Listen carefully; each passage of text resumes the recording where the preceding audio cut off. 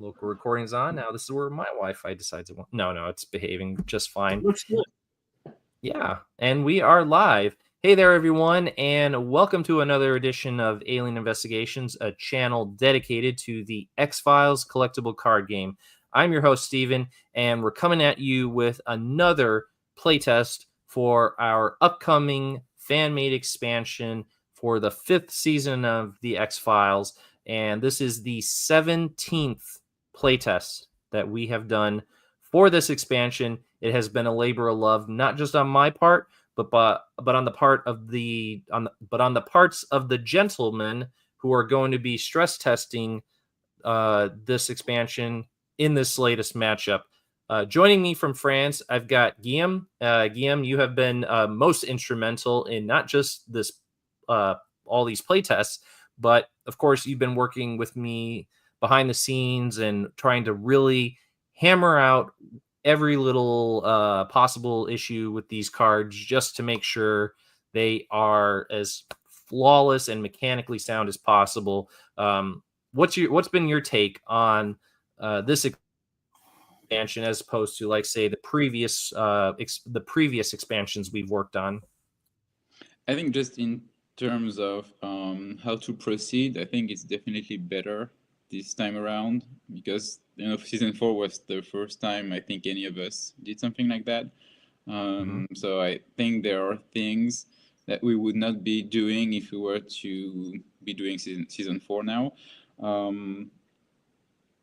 Having more people to play test and review the cards is definitely an improvement as well, because even though there were 4 of us reviewing the cards, you'd think that between 4 people you'd be able to catch everything, and we're still finding things like, okay, maybe now we would say it differently, or we would do that differently.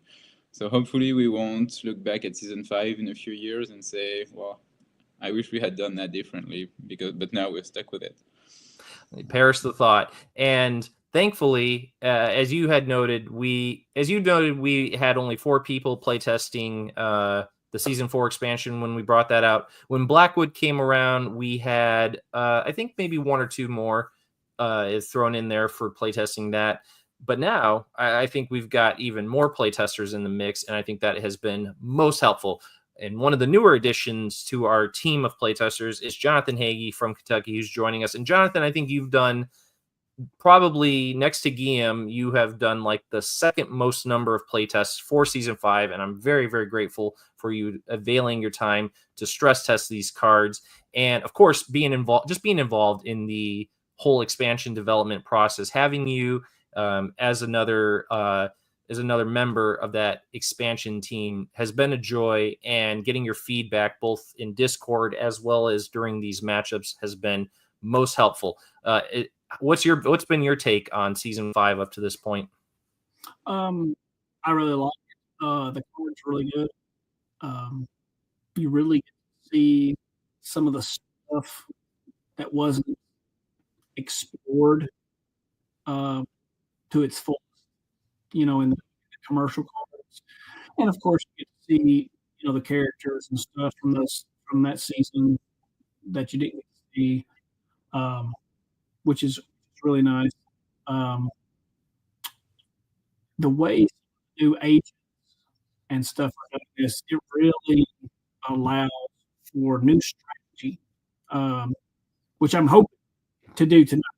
That's kind of my thought. I really like that there's the ability to new thought process with some of these guys, just because the way they generate res, the way they do combat or don't do combat, stuff like that. It allows for a whole different setup that I really like. You could do it little with the original agents, but not a lot. You kind of needed some key players from the original, but with this expansion, you really don't. You can play these entirely separate and have no issues at all, which I really like. And when you say key players from the original, we all know you're talking about Detective Manners, which I did. I'm playing Manners, and I don't think I've ever played Manners, by the way. I was actually talking like Mulder, Scully, Skinner, Krychek, Holstein, those guys. Kind of those, the ones that, in terms of play that we've played, everybody plays. Except you. You play. Yeah. Yeah. And so for those who haven't tuned into one of these playtests prior to this one, it's going to function like a normal game of X-Files CCG. The game is going to end when either Jonathan or Guillaume identifies their opponent's hidden X-File first, and that's just basically just a way to bookend the playtesting process, because we could go on and on and on and stress testing these cards, but we've got to put a stamp on it at some point because we got lives outside of this broadcast. I know, right? Perish the thought, but can you imagine? We do. So yeah, we got to put a stop to it at that point. So we'll end the game when one or the other identifies their opponent's hidden X-File. And then, of course, we'll take a little bit of time to absorb, what we observed during the proceedings and figure out, is there anything amongst the cards that got play tested in this matchup that maybe need a little bit of adjusting? And that's really what it's all about. There are 175 cards in this expansion, so that's a lot of ground to cover. And yes, this will be the 17th one, and ideally we'll see some of the cards play tested tonight that we hadn't seen prior to that.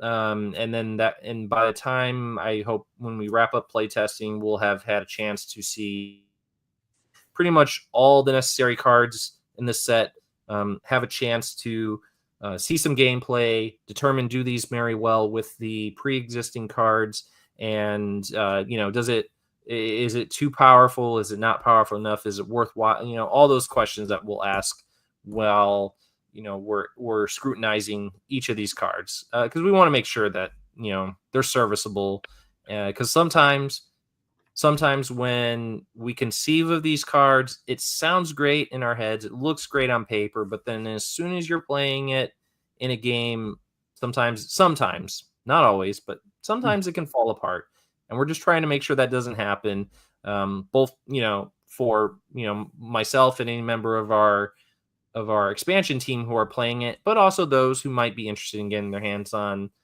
one of these expansions at the time that they're released and available for order. We want everyone to feel like they're getting a quality batch of cards when it comes to that. So before we get to the game, though, I do want to throw some shout outs out there, because it's, in addition to myself, Guillaume, and Jonathan, we've had a lot of people working on these cards to make sure they are satisfactory.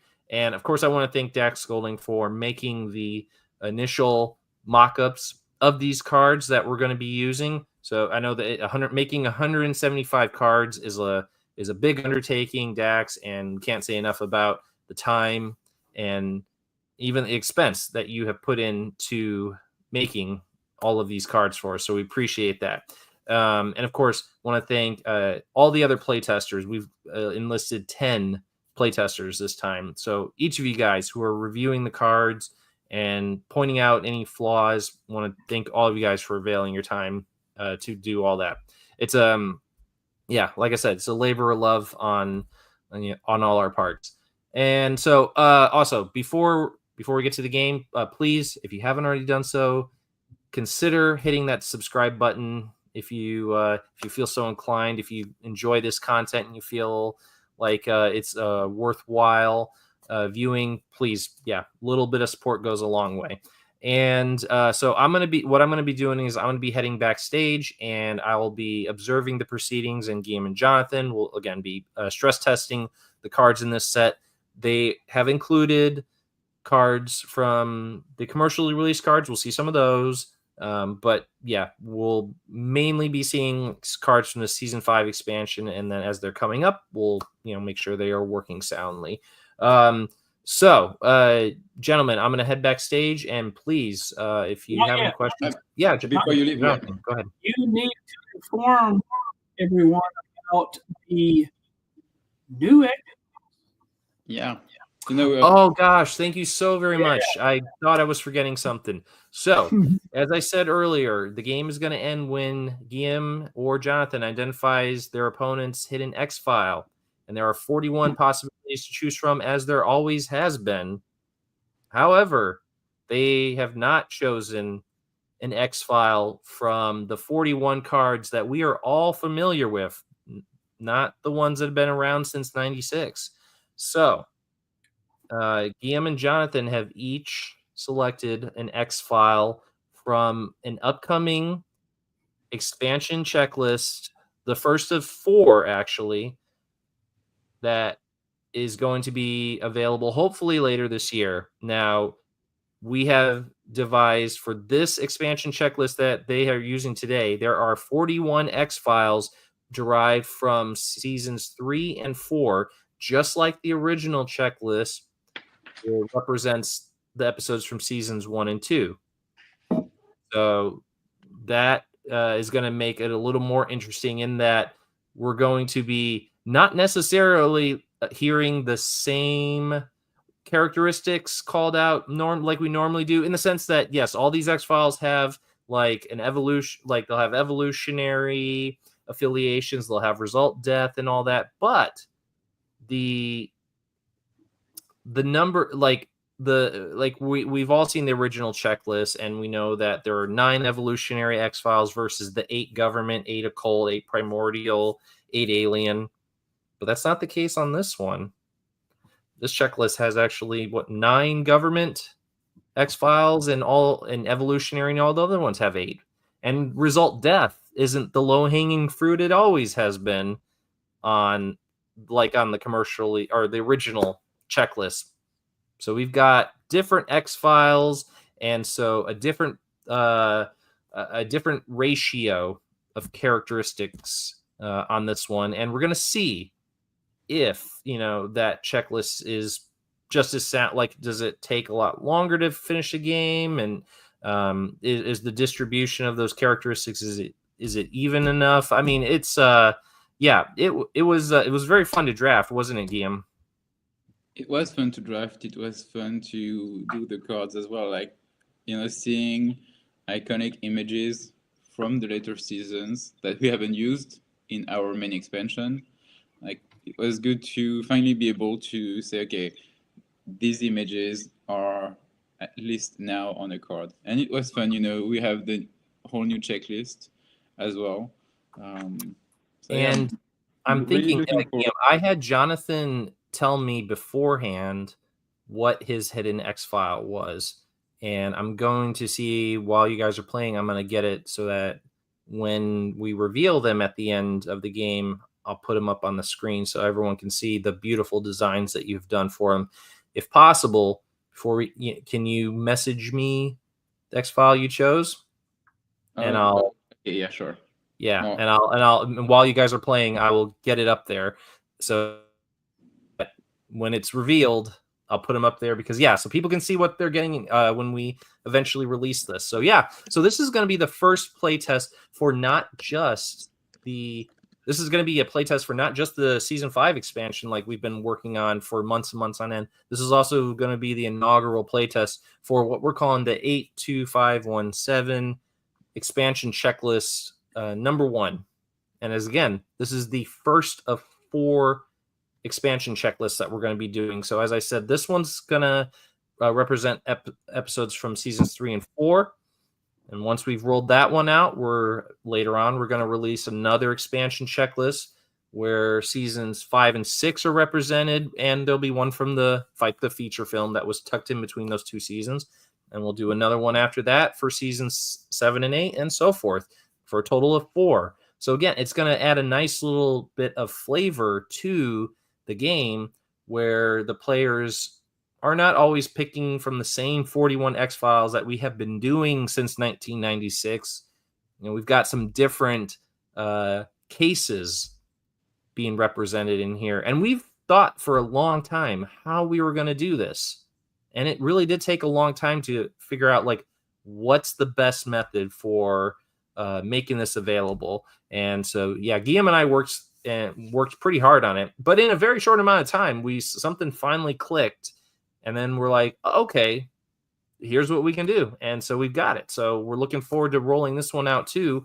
And this will happen after the season 5 expansion playtesting wraps up, and we get these cards rolled out, because that's really that our priority is getting the season 5 expansion out, and then we'll get that X-File checklist expansion, or the X-File expansion checklist out not too long after that.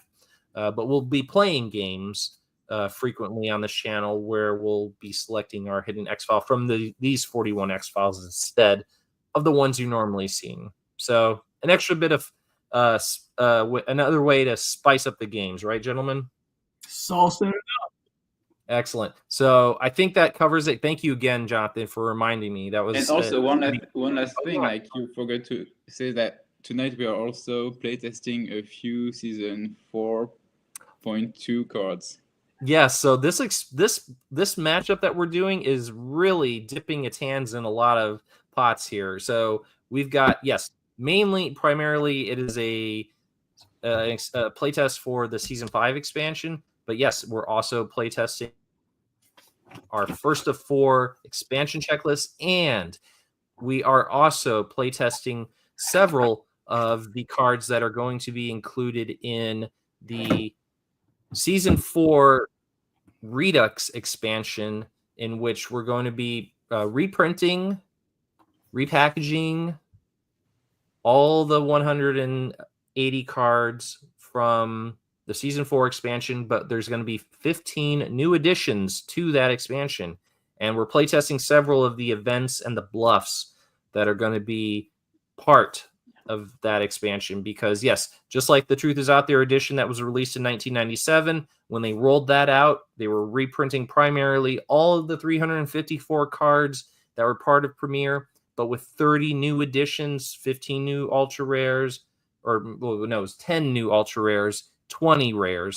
And so just in the same spirit, we're doing that with the season 4 expansion. So we're getting a chance to bring some even better cards and give a little bit more representation to some of those episodes from season 4. And I think this will be an even more serviceable expansion. Not to say the first one isn't, but I feel like these new cards are going to certainly be worthwhile additions to the decks of those who decide they want to get their hands on them. So yes, thank you for reminding me of that, gentlemen. So yeah, I hope to see some of those as well. There's not too many in there that need playtesting, but the select few that we talked about before this game, it would be really great if we can see them get a little bit of gameplay, not much. We're fairly confident in their effects, but there's still always little things to work out. Like, is the cost too high? Is the cost too low? Is there a way we can maybe make the game effect a little bit more clear,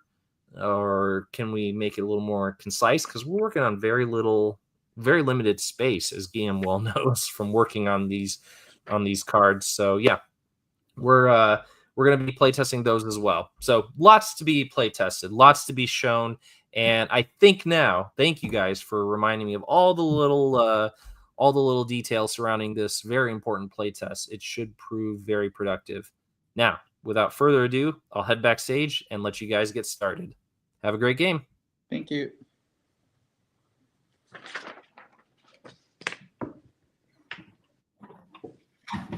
All right, Jonathan, so do you have a coin that... I do. Perfect. I have it's a UK military coin, and then it's just kind of blank on the other side. Okay. So do you want the colored side or the blank side? Like the color side. All right. The colored side is... Oh, cool. Perfect. All Okay. right.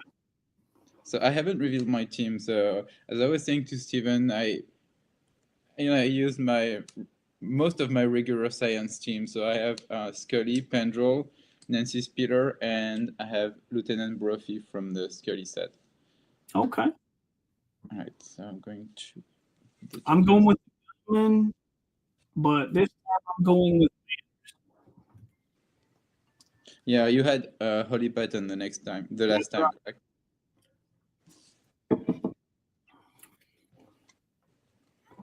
Let's see.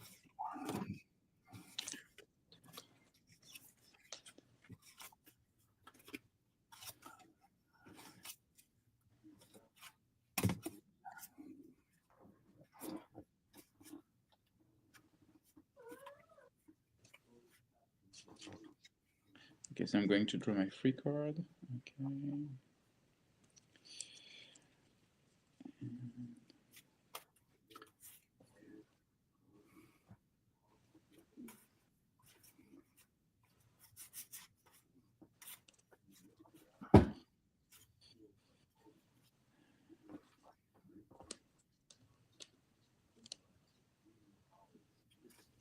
Okay, so I'm going to generate my res, which is 5.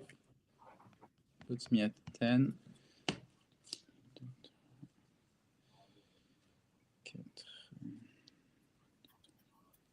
And I'll buy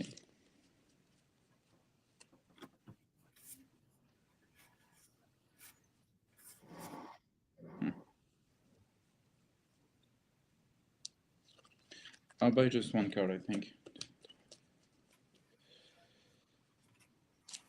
Yes, one card. All right. And I'm passing it to you. I am going to sell Message from the Stars and Sarah. And that'll bring Conspiracy to 15.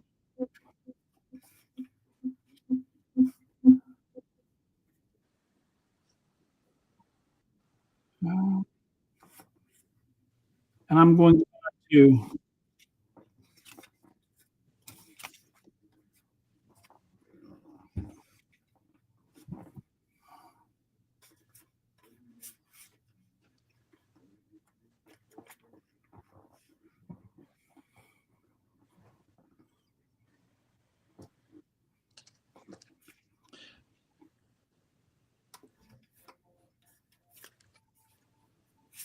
I'm sorry, did you say how many cards you were buying?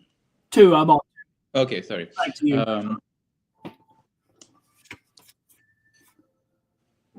Okay, so no healing. Well, I think I'm going to requisition something for once. Like I have an equipment, it has the bureau activator, so I might as well, use it. So I'm going to requisition the gas mask for 4.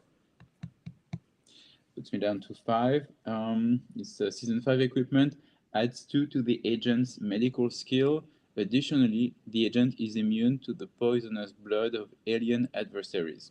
So I'm going to attach it to Lieutenant Brophy because he's the only one who doesn't have medical. And for healing, no healing. Oh, I already said healing now. So healing requisition, deployment, everyone is going to the field. And for case assignments, we're going to go investigate the Tabler's Community Hospital. It has the keyword medical or sciences, so I'm going to use Spillers or P-token to pay for the site. So it's medical, sciences, method, or result.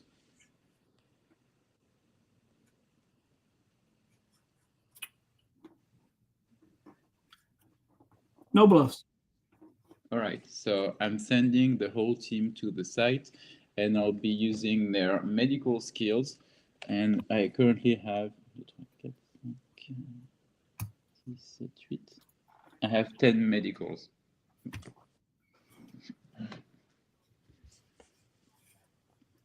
Looks like you got it. Oh, okay, cool. So I'll be asking the first official question of the new checklist. And as Steven said, like it's not like before where like evolutionary is the one that will get you the most possibilities crossed off or death. So method or result. Is your method is it subterfuge? I'm going to pay 8 and play the 9. No. That sucks. I knew it was like too easy. Well, sometimes it happens. Like sometimes. Make it seem that way. Like sometimes you don't have any cards that you can play to stop your opponent, but I was like, okay, I don't know. Seems like it's too easy. And I don't have a 4 key in my hand to negate that, so yeah, too bad. So Well, I will answer. I can neither confirm nor deny that assumption. so I'll take that as a yes. No, I'm kidding. All right, so the site is discarded, and I have 7 cards in my hand. Ready to pass it to you. All right. I have 6, so I'm good. So I'll draw my 3.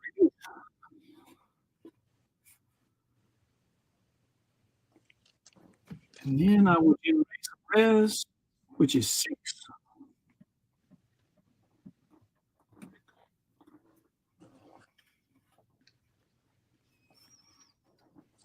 Let's see.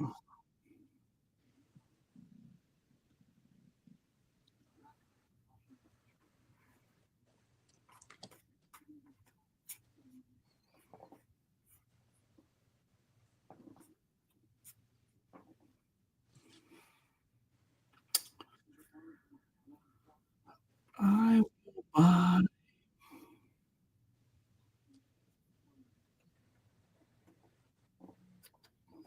3.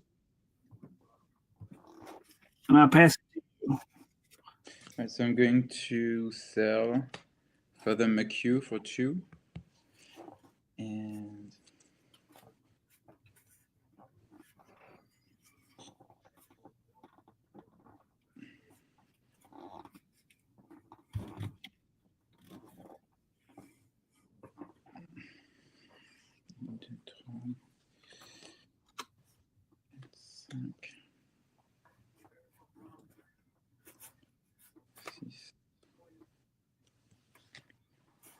I'll buy just 1 card. Oh no.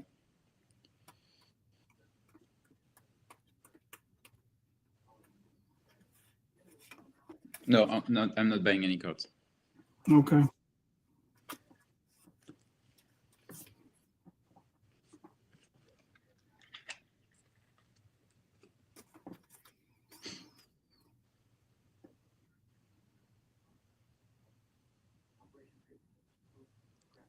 I hope I don't regret equipping the gas mask and not selling it for CP.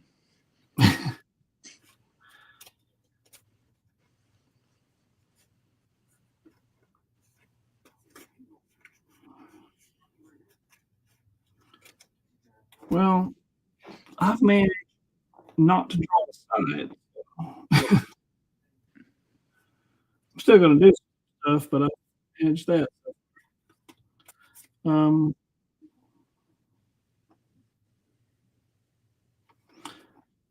First thing I'm going to do is pay 3 to play Kevin Morris. Special shout out to David. Oh yeah, dude, I'm going crazy. I've got beginners and I'm like Kevin Morris. It's like I'm going to the dark side.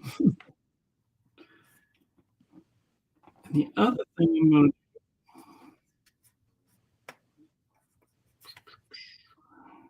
do is I'm going to pay 4 to equip the tape recorder.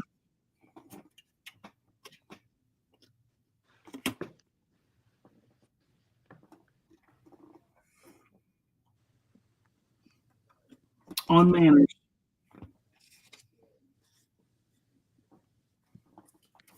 So what does I know it adds, like, you discard it to add 3 to the agent skills. Like, which one is it? Is it occult investigation? It adds 2 to the agent's occult investigation. That's it. That's all it does. Okay.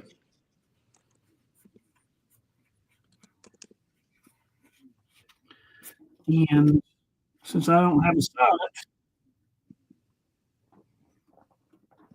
that's it for me. Except I need to discard 1. I'll discard the discretion. That'll put me at. And I have 6 cards in my hand, so I'm glad I did not buy. That worked out. Yeah.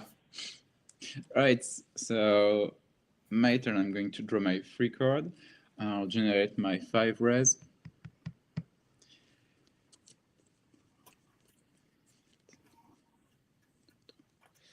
And I'm going to buy 4 cards. And back to you.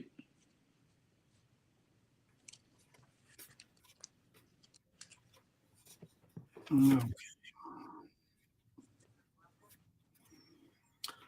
I'm going to sell Charlie to Scotty for 4, my other recorder for 4, a message from the stars for 5. That's a total of 13. That puts me at 18. And I'm going to buy 6.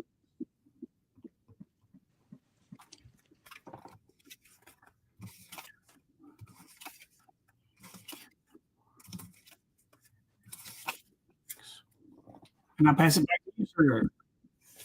All right, so no healing, no requisition.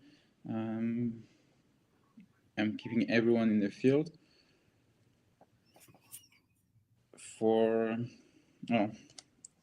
I'm going to play Witness immediately. So I'm going to play Dr. Vitagliano from Season 4. It costs 3. Place 3 tokens on this card. Remove a token to add 2 to one team's Sciences skill check. I may discard 1 token per turn.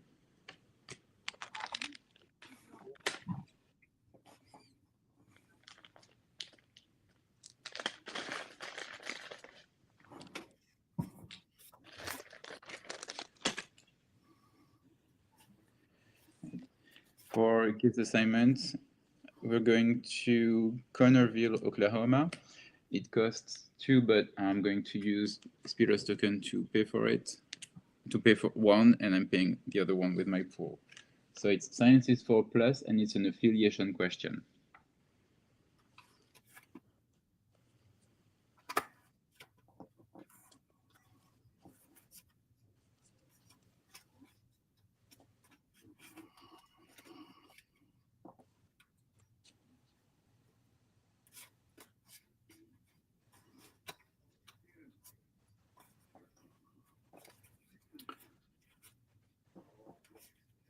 I will. Give me 1 second.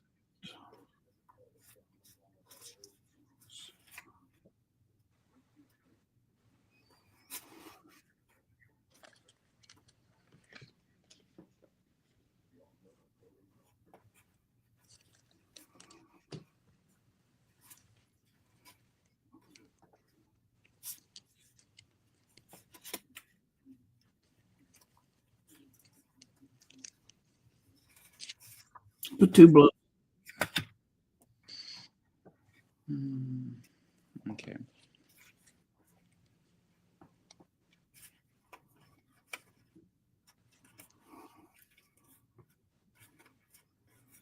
So I'm going to use two of Scully's tokens to look at the 2 bluffs, please. Okay. They are hazardous sample. Play to force the investigating player to discard all keyword evidence collection cards. Okay. And the other is Detective Yore. Play to cause your opponent to discard 2 cards at random from his hand immediately.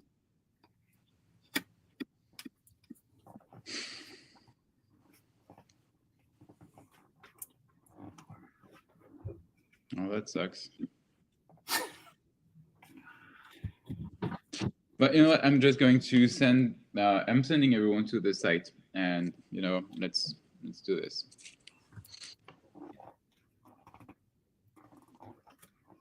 So the prerequisite is Sciences 4+, and I currently have I have 8 currently.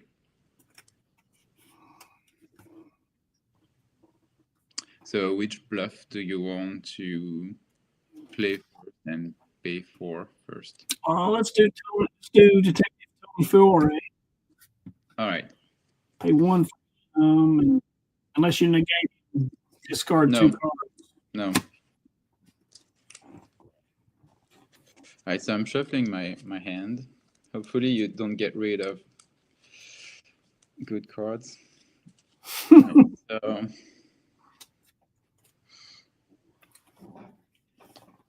3, 4, 5, 6, 7, 8. So I have 9 cards. So 1 through 9. So which ones want me to? Let's do 2. Okay. And 6. Okay, so these 2. All right, let's see. Well, you got rid of Booby Trap and Detective Thompson. That's not bad. Yeah, 2 cards I was looking forward to playing next turn. Now I have to decide if I want to do hazardous sample. That's a collection.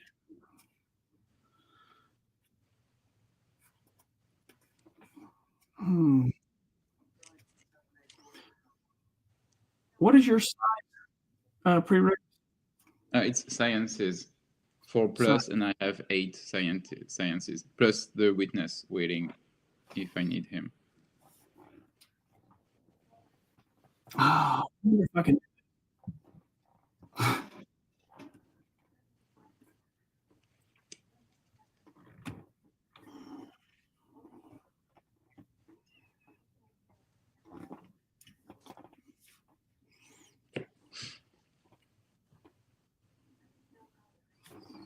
So if I pay 3 for hazard sample, but I change the word from evidence collection to sciences, can we do that? Hold on. Yeah, I don't.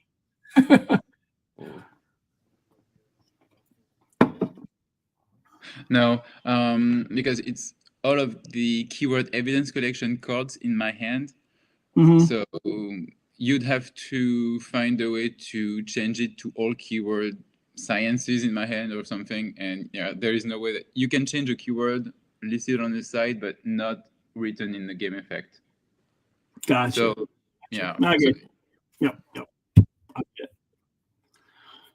Go ahead and pay 3 just to get rid of any evidence collection cards you have. Well, I do have one.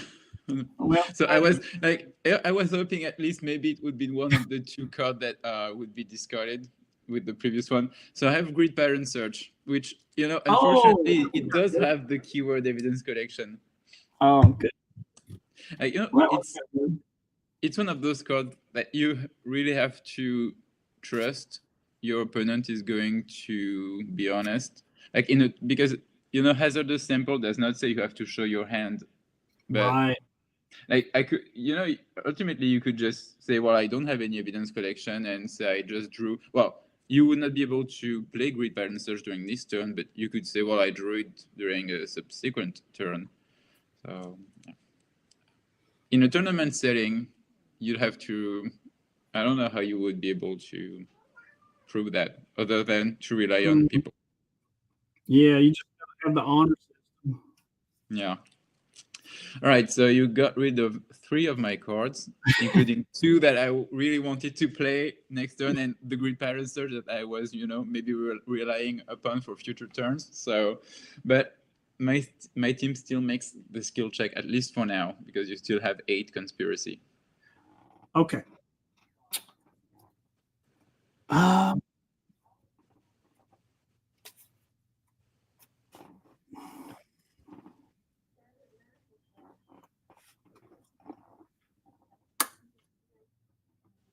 I think what I want to.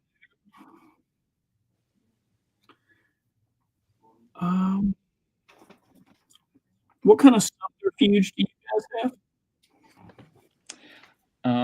I have exactly 0 subterfuge. So I'm thinking the cigarette smoking strikes and change That won't matter though. That changes. I don't think that. I'm not good at these cards. The keyword cards. I'm terrible. Are you? That change your skill check? Does it? Yeah. No. Basically, you could just change the. Let's say you could change the affiliation keyword on my card. You could change it to result and play a result adversary. Yeah, that's right. Yeah, It's if you for change the for keyword, playing yeah, it's not it doesn't. changing. Yeah. I mean, we could ultimately make a card that allows you to change the prerequisite, but the cost would have to be significantly high. Yeah. No, that looks like that's all I can do. Okay, well, at least it was. I did not lose my 3 cards for nothing. So it's an affiliation question. It's up. I don't. Hopefully you have they can deny everything in your hand. Is your affiliation?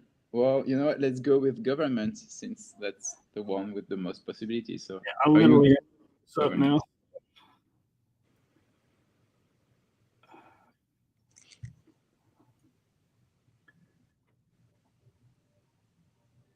My X-Files affiliation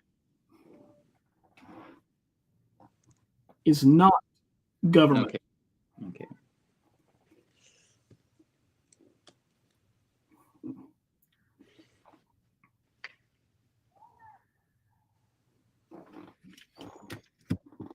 All right, so this Conville is discarded. And well, thanks to you now, I don't need to discard anything during debriefing. So I'm passing it to you. Let's see, 1, 2. It looks like I have 7, so I'm okay. All right. So I'm going to draw my 3, and then generate some of 6.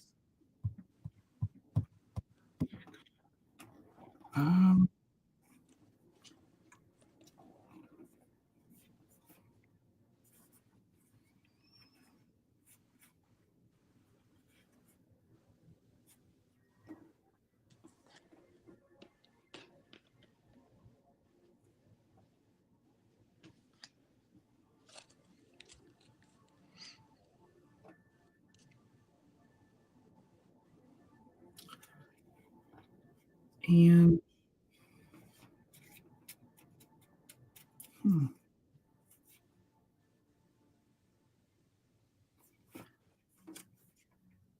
I'm not going to play cards.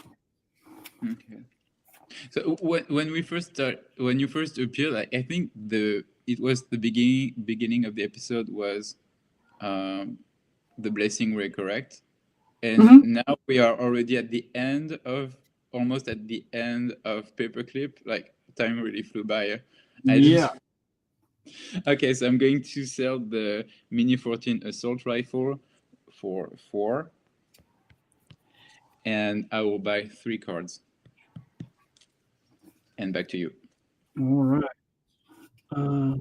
No healing. Let's see. Not going to reposition anything.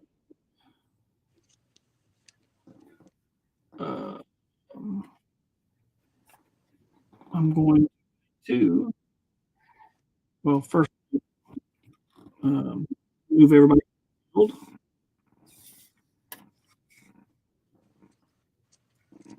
Pay 2 and play Metro Washington D.C. Computer. Shocking given your Correct.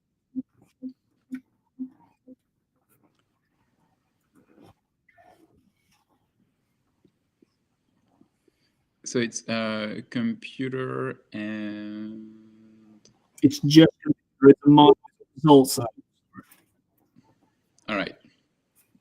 So I have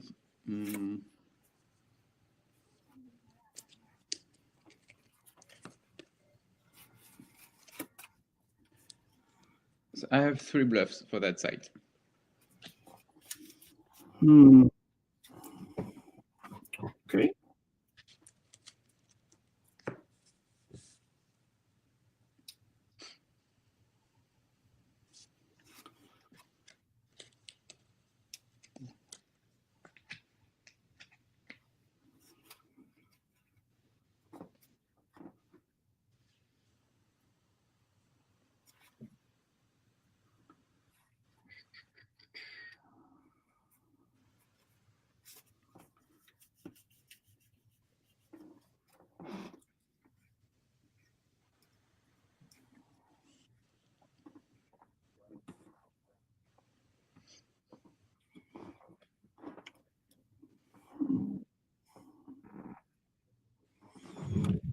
Well, I'm going to burn that language token to burn at least to burn one. Well, that's what I'm hoping. Yes. So let's do it. Right, so there are 3 bluffs. So which one do you want me to get rid of? The one in the middle, 2, I guess call it. Number 2? Yeah, the one. Okay. It was poisonous gases. It was kind of it's a real bluff, but I was not going to pay for it because it forces the team to make a sciences 4+ skill check, which your team can easily make. I was hoping that it would be one of the cards that you would, that would be discarded during my previous turn, like when you forced me to discard all of those cards. So yeah. Well, you got rid of a Langley. Yeah, that's good.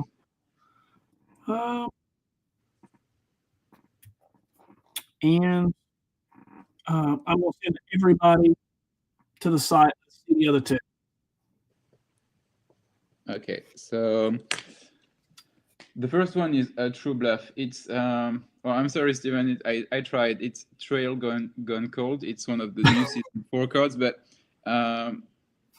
it only stops agents who don't have an observation skill, and all of Jonathan's agents have observation as a skill. So yeah, I tried. And the last bluff is Detective Miles. It costs 1 but 0 since it was face down. I pay 1 CP to take 2 of your resources and add them to my conspiracy pool. So I'm paying 1 for Detective Miles. All right. You got my. And I'm adding 2. All right. And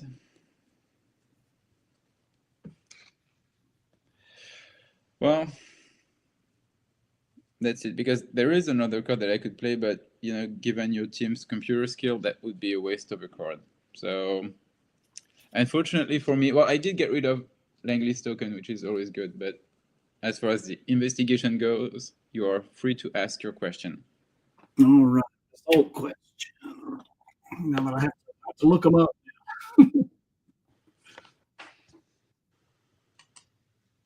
Let's see.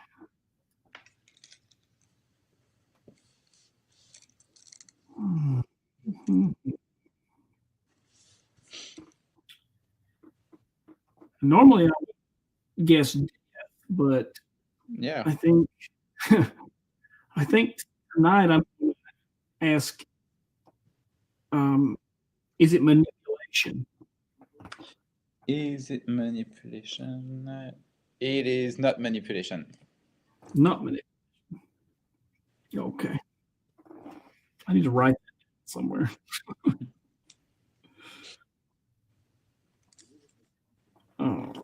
So I'll discard that side. And,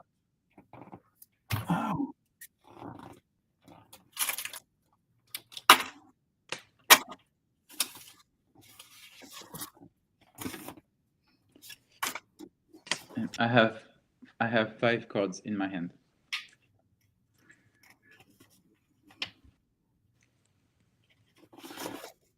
let's see. My hand.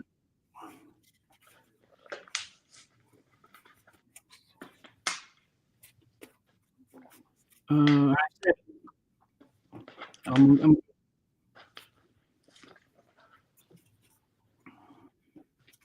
and I pass it.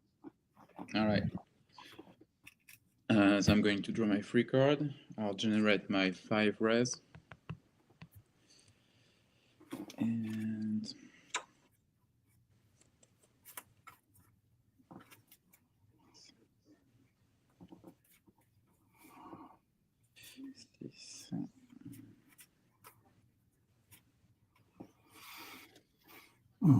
I'll buy 2 cards.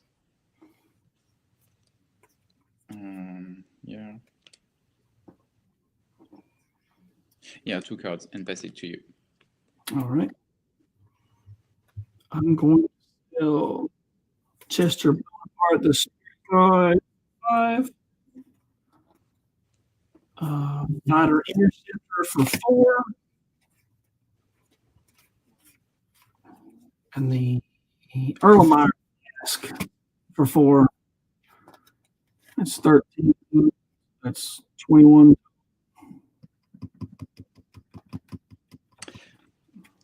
That's way too much. And I'm going to buy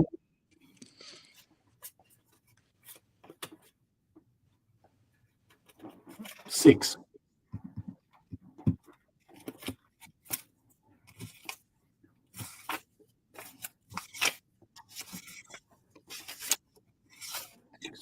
All right. Back to you. All right, so no healing, no requisition. Everyone remains in the field. And for case assignment, we're going to investigate the positron emission tomography lab in Allenton, Pennsylvania. It costs 1, and I'll use Speedos token to pay for it since it has the keyword computer. So it's computer 5+ or medical 5+, and it's affiliation or result. 1 bluff.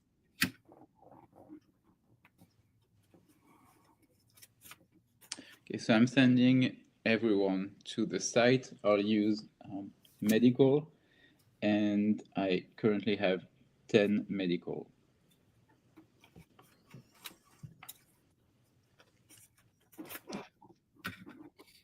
You want to see the soon? Yes. It is the mailman, and I will pay for it. Go ahead. I have nothing to negate him. All right. So Langley's getting his token back. Oh, last turn definitely was a waste then. Who am I So- stealing? Well, so I have 1 token on Scully and 3 tokens on Pendrell. Let's take it from Scully. From Scully? Okay, so her last token is gone. Yeah. All right. Let's see.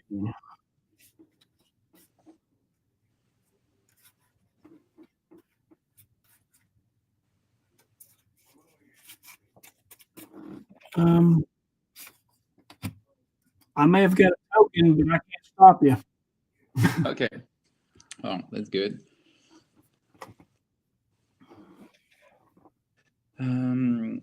Well, okay, so it's affiliation or result. Let's go with affiliation. Is your affiliation evolutionary?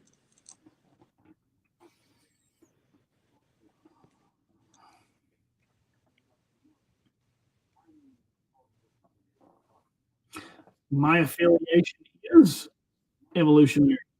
It is? It is. Okay. Very good.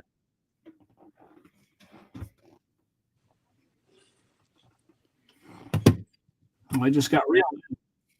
Yeah.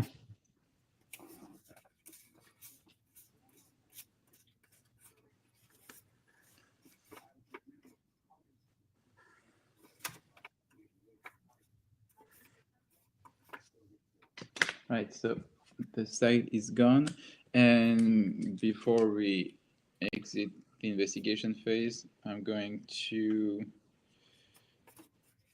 play 1 witness. I'm going to play Coroner Glenna for 3, and basically just like Dr. Vitigliano, I put 3 tokens on her, and she adds 2 to 1 team's medical skill check once per turn. All right. And for debriefing, I only have, I think, 6 cards. Yeah, I have only 6 cards. Let's see. I have too many.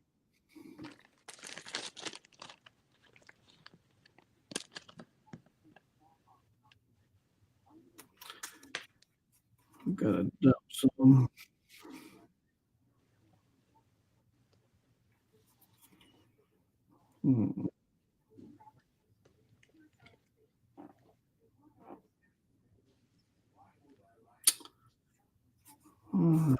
I think I'll do that one. No. All right, I got a discard Hidden Grave, Alien Destruction, and Cigarette Smoke Tracks. All right.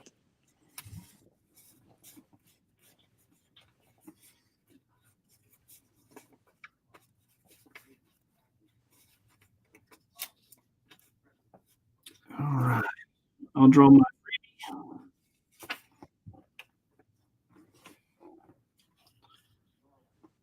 Then I will generate my red, which is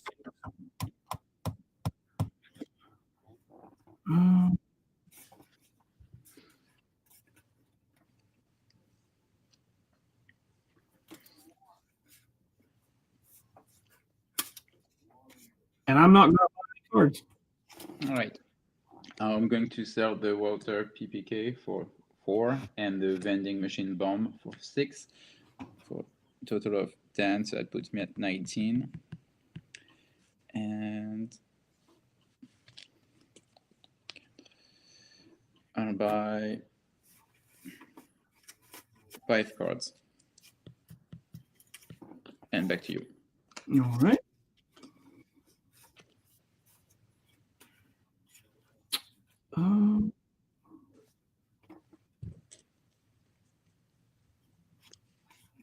The first thing I'm going to do is pay 4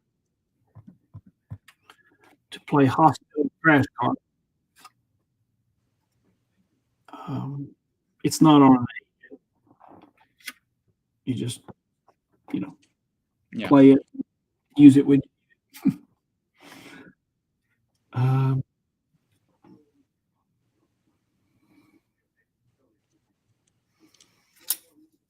Then I'm going to pay 1 to play Kazakhstan former Soviet Union.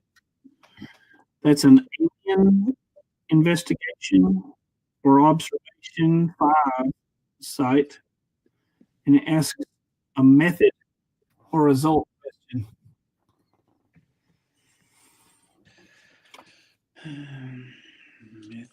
Alien.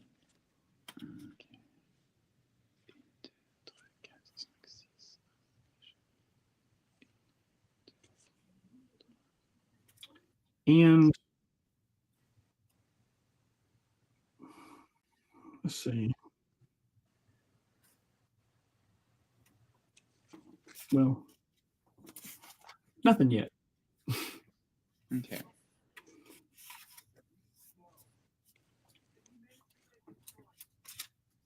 So I'm going to play 1 bluff on that site.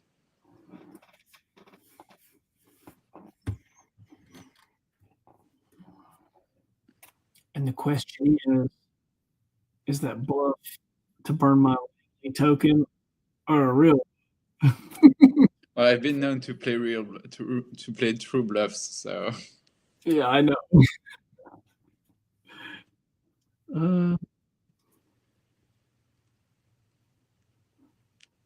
Although, I was going to mention it during the post-game chat, but you can, whenever I use Langley, I wait until my opponent reveals the bluff. Maybe even pay for it, and then at that point, I'm like, okay. So you're free to wait until I reveal the bluff. Yeah, no, that's well, 1 before I go any further. I need to add 1 to my pool because Kazakhstan is an investigation keyword, and Kevin Morris. Yeah. Yes, that's the way to do it. When you play 1 bluff, if you play 1, or if you play 1, actually, it's kind of like, what do you do? If I during the previous turn I played 3 bluffs, so you can either do it like you did, like prior to sending your team, you can discard one bluff at random using Langley's token. But the risk is that one of those bluffs is going to be a true bluff. And or you can just wait until you send your whole team to the site. Then at that point, I reveal my first bluff. And like, okay, I'm negating this one or not. Yeah. Yeah, and two, I guess it depends on, it kind of depends on how the wrestling go from the original on the original part. If it's randomly, then, but it doesn't say that on his game effect, so. All right. Given, let's see, no healing, no requisition. Well, all that has been done since you've already. Like, Yeah. Well, I guess in a sense that hospital crash call kind of requisition. Yeah. You It know, was. you can kind of do it anytime.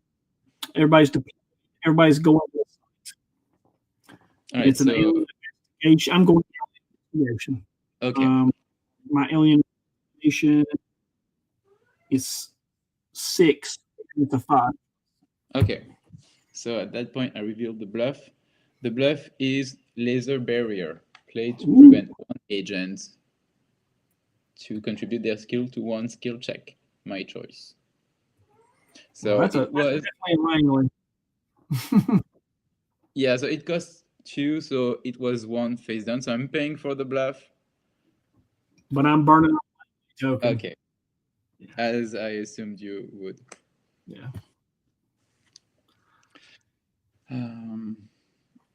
What else do we? So I'm going to pay 2 to play my second laser barrier. Oh, nice.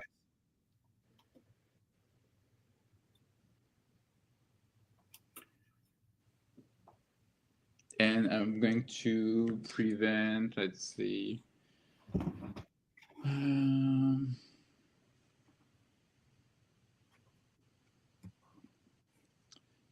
going to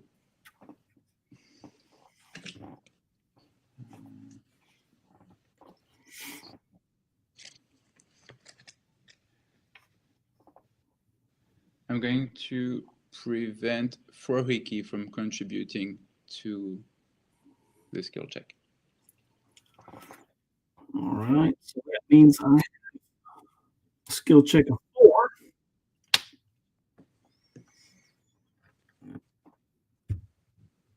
I'm going to burn a manners token.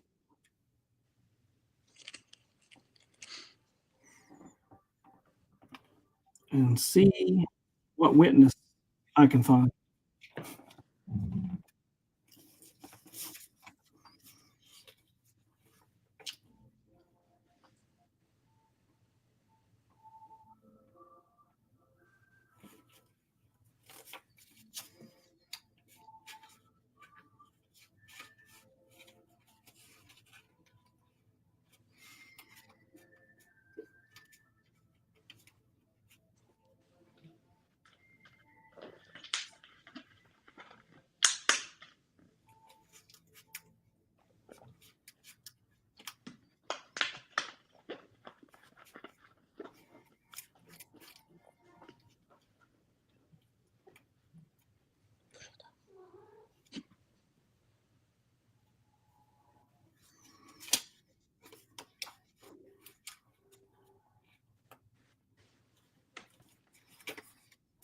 Okay.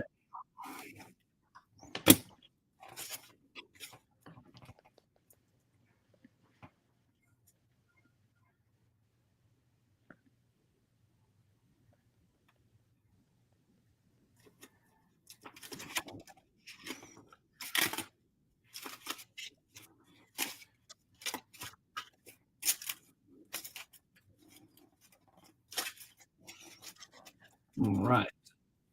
The witness I'm pulling Max Finning.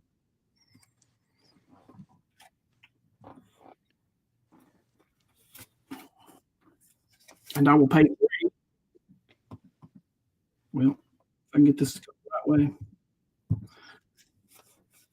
To play max game to add to your team's alien investigation skill.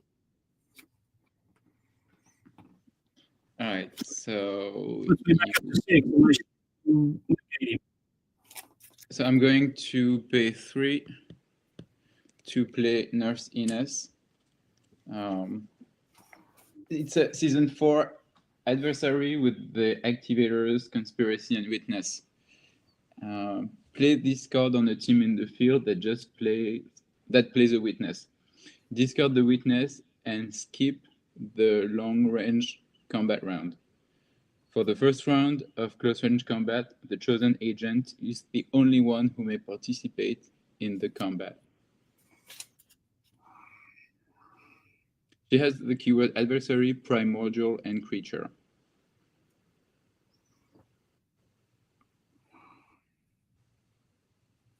It's too late.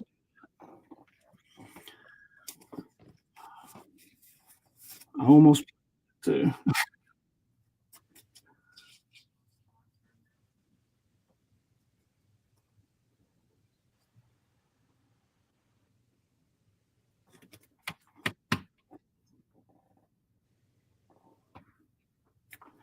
I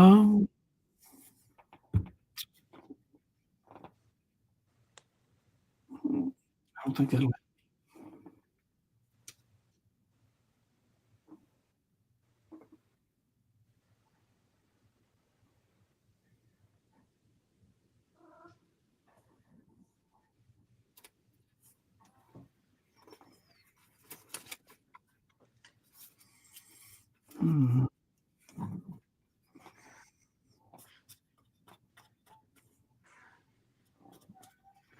What is her?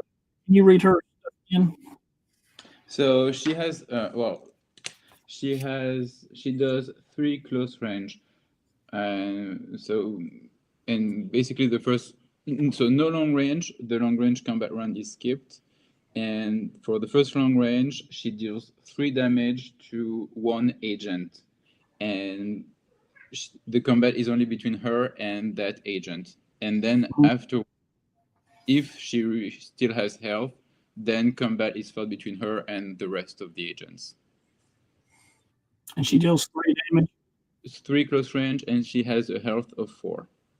So, can you negate her?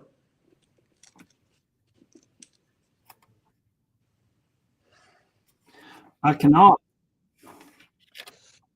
All right. So Max Fennick is discarded, and well, since she deals 3 damage during close range combat, I'm going to choose Detective Manners as my target. So she will deal 3 damage to Detective Manners, and he will deal 1 damage to her. And I will use the 3 notes on hospital crash card to absorb. So I think Manners first has to go to the hospital. Does he? Hospital crash card, hold on.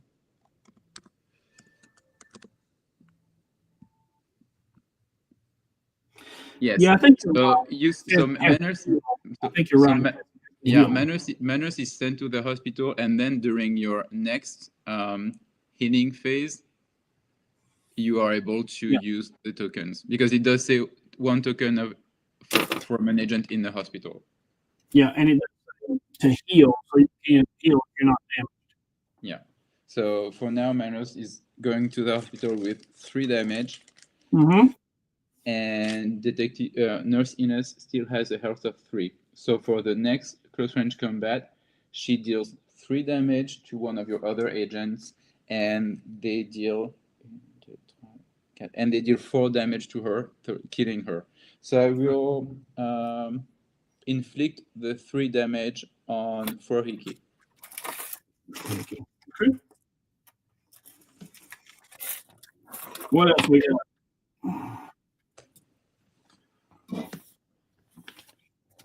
All right. I'm not taking any more risks. I am paying 2 to play Warning from the LOA. If you got any more adversaries, you got to show me. And if you have more than one, you have to discard one at random. So I have no other adversaries. Oh, well. That one for nothing. I wish I'd played it earlier. Yeah, but you know, I think it's the first time I was actually able to play Nurse Ines, even during the season 4 playtest. Like I was never able to play her, so I'm It really worked happy. good. Yeah, it worked good. it's one of those cards like it does work when your opponent plays the witness, but you don't always have Nurse Ines in your hand at the right time. Mm-hmm. Does it get rid of the witness? Or does his effect still block? The witness is discarded. Okay. Okay. So that doesn't happen. Then it really was, because then I can't invest inside. That worked well. Yeah, it did. All right, I just got the side. I'm down to 5 cards.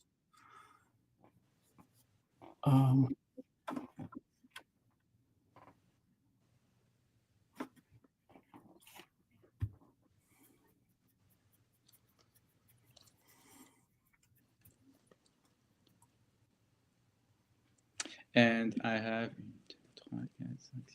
have 6 cards, so no discard for me.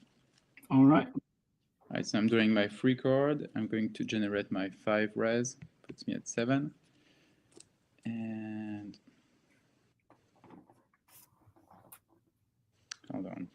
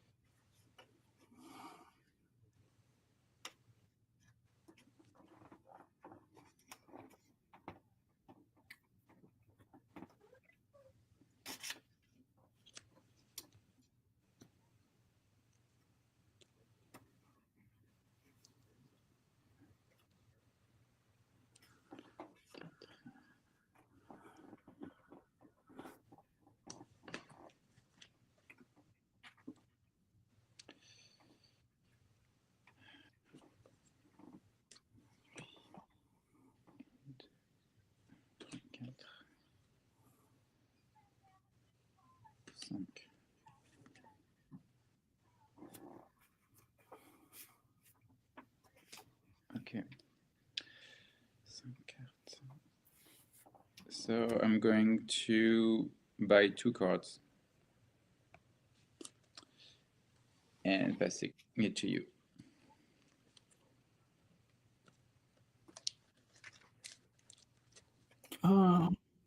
I'm not going to sell any. Okay. But I'm going to buy 3.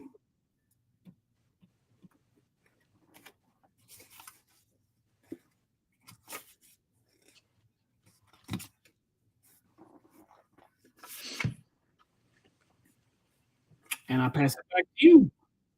All right, so no healing, no requisition. Everyone stays in the field.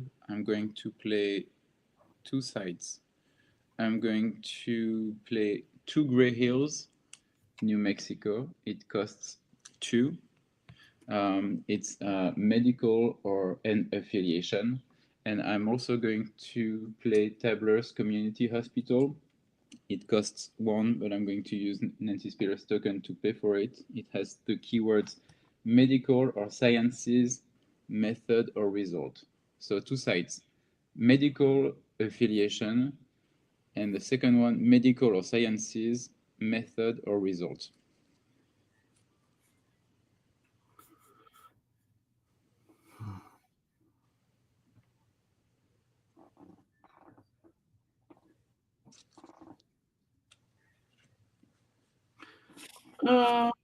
I'm going to play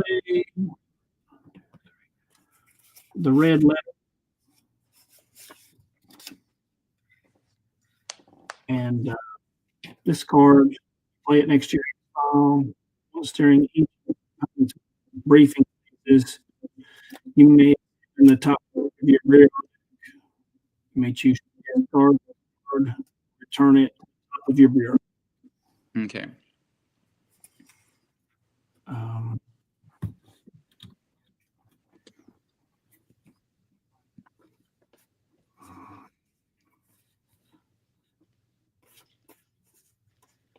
That's all I got. All right, so I'm going to. And how many conspiracy do you have? 6. Okay. I'm going to send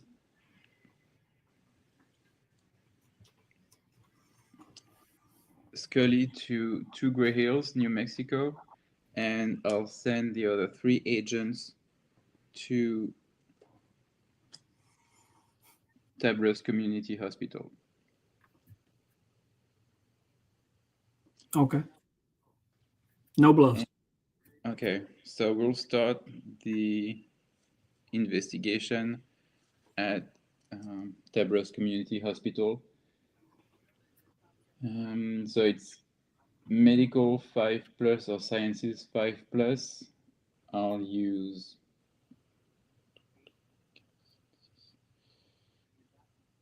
medical, and no, you know what? I'll use sciences.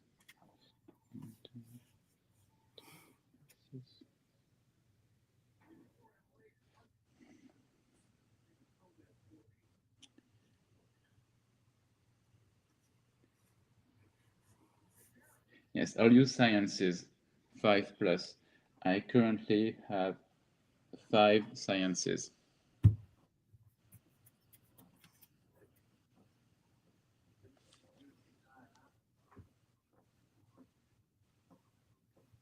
It's all yours. Okay, so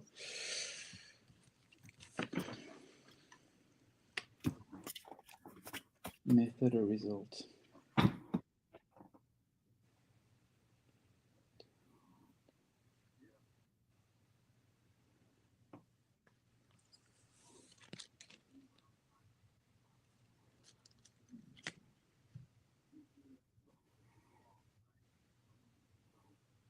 Is your result death?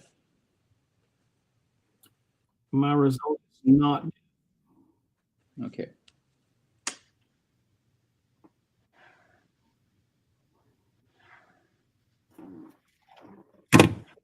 All right, so that site is discarded. And for the second investigation, it's medical 4+.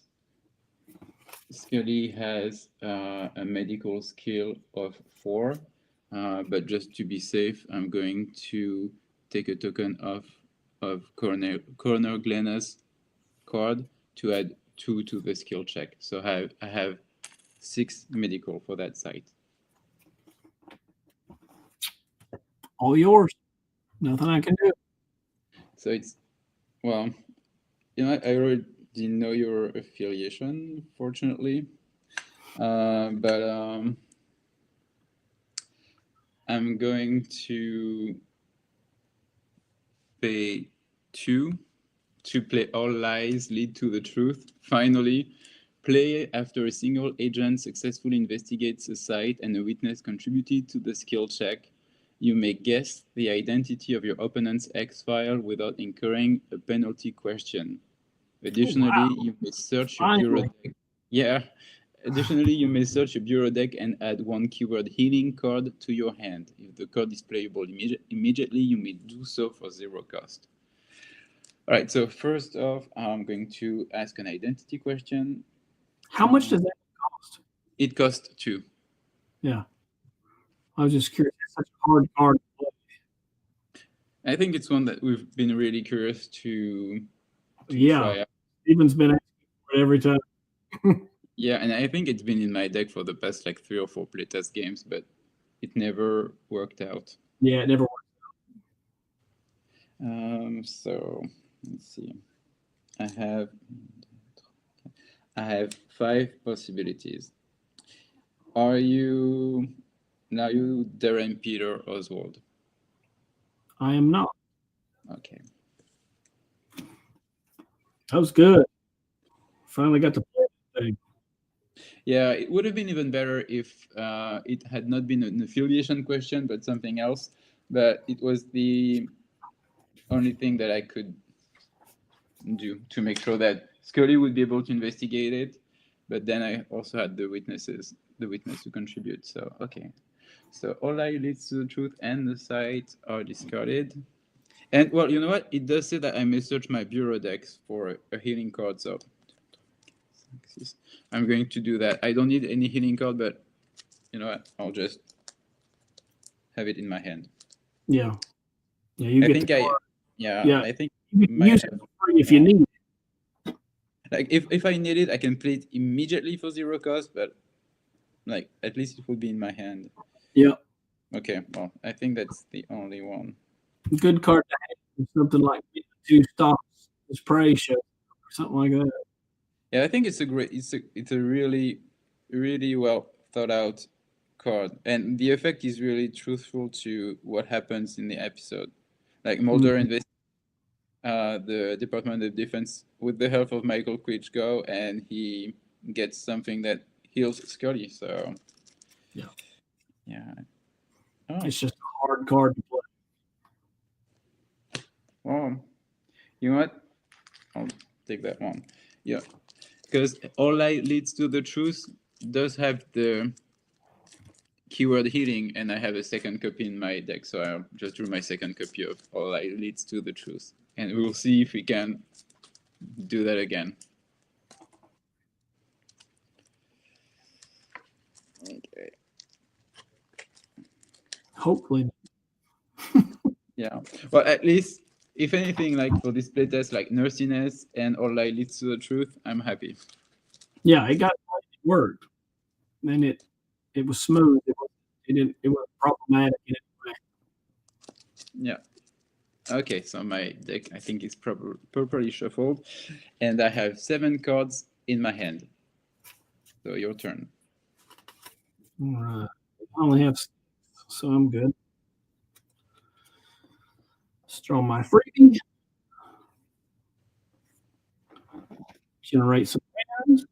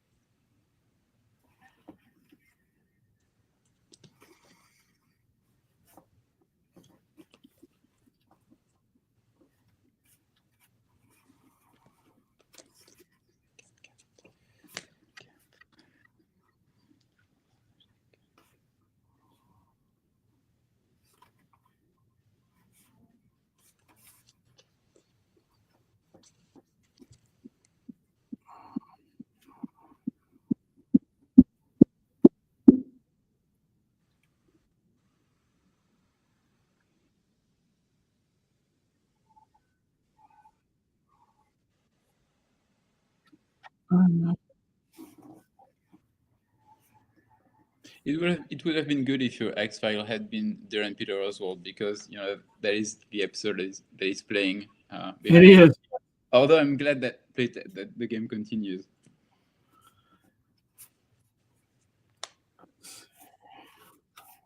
Yeah.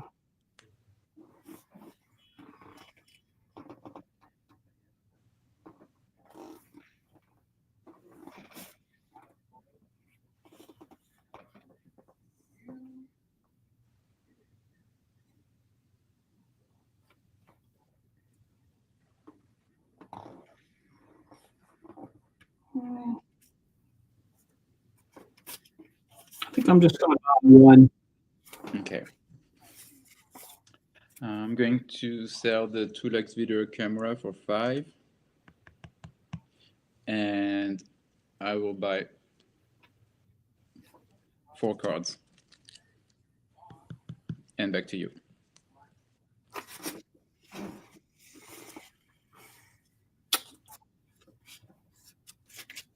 All right. So healing. Manners will heal 1. Yes. And then I will use hospital card tokens to the other two. He's healed. Yes. And then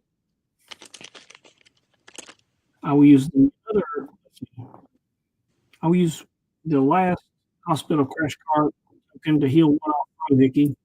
Oh, you can't do that though. No, he's because going to be in the hospital first, right? Yes. Yeah. Okay, that's right. Although you could send for Hickey during your deployment phase, you could send him to the hospital. I Could would do be that. happy with that. And then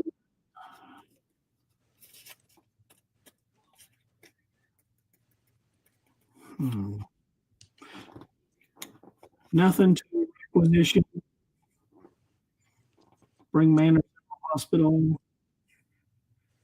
Everybody's deployed to the field. And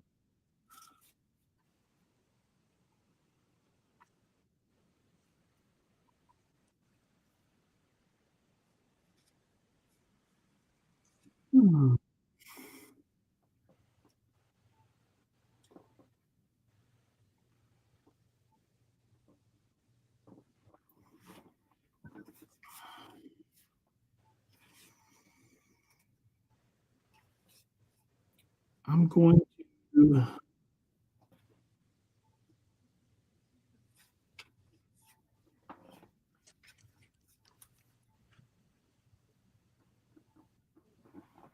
pay one to play on Mill Road. Rule. It's Alien Investigation 5 or Medical 5, and it's affiliation or method. And it's an alien investigation, so Kevin Moore adds one.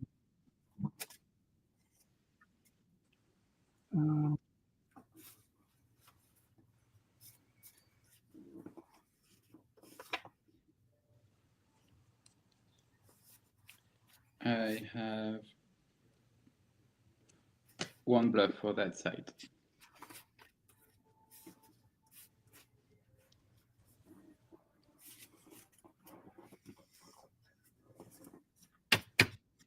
Everybody's. Let's see the bluff. So the bluff is no trespassing. Play this card to prevent all agents with the keyword FBI from contributing their skills to the skill check. So I'm not paying for it because none of your agents have the keyword FBI. So I usually rely on that bluff, but against the gunman, it's useless. Yeah. Okay. So I'm.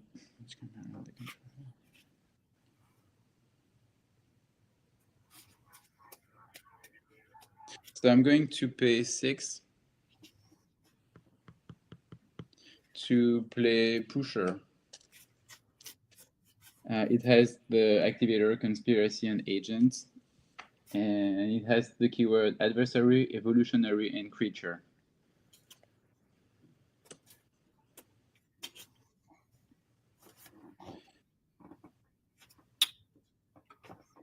So, do you want to negate him?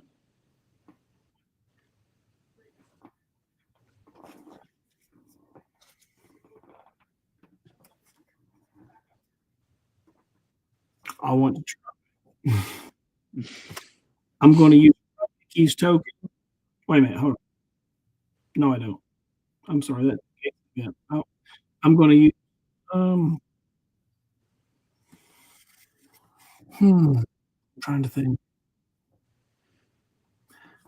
I'm going to use token to have.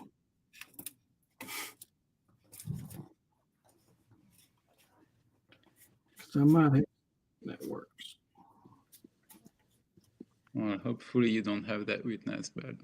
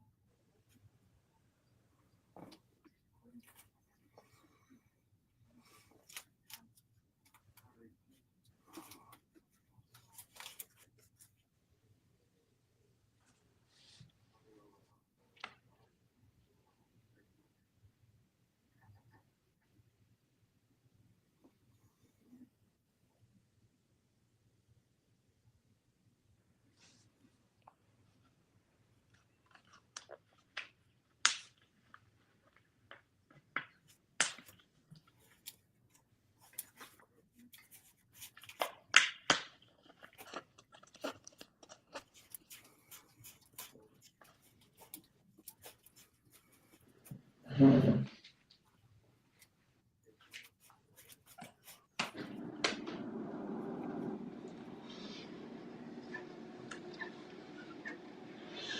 that's if you hear something coming What from are my words end. again? So the keywords are adversary, evolutionary, and creature. And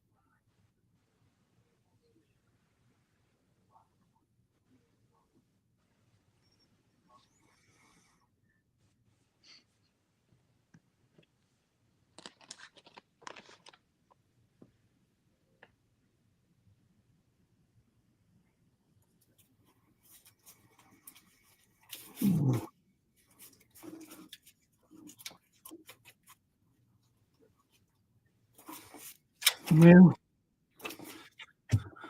it's not going to from this. It'll help. Hopefully, yeah.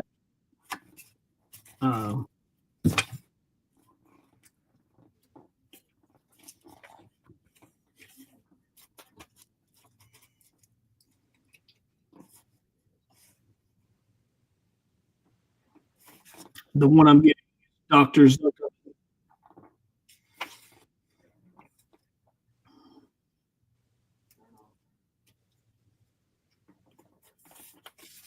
Okay, so it has healing effect, correct?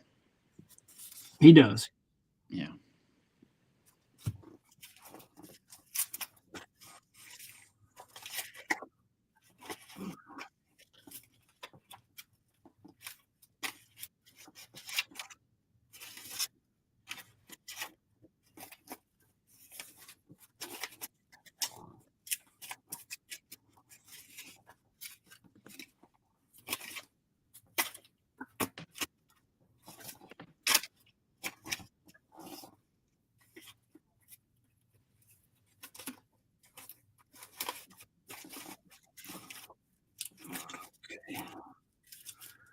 That should be pretty. That should be pretty good. All right.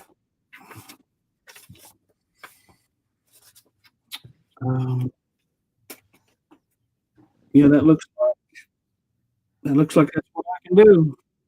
All right, so we are going to combat. So it's actually the first time that I've played the pusher card. So here's his effect.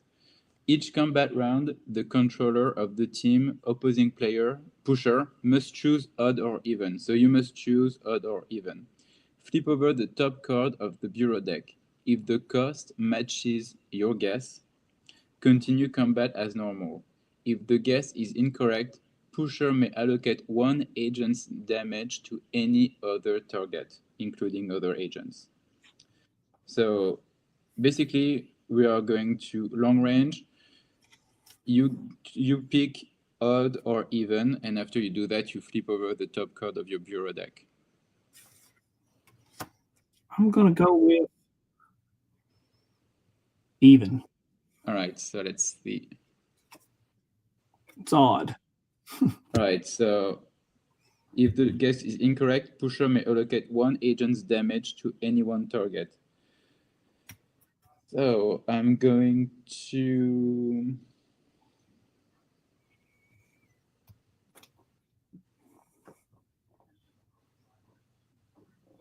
allocate, let's see. Well, I'm going to allocate Detective Manners' 1 long range, and I'm going to inflict it on 𝐗-𝐅i𝐥e𝐬. Okay. So 𝐗-𝐅i𝐥e𝐬 now has 4 damage tokens on him, so he's sent to the hospital.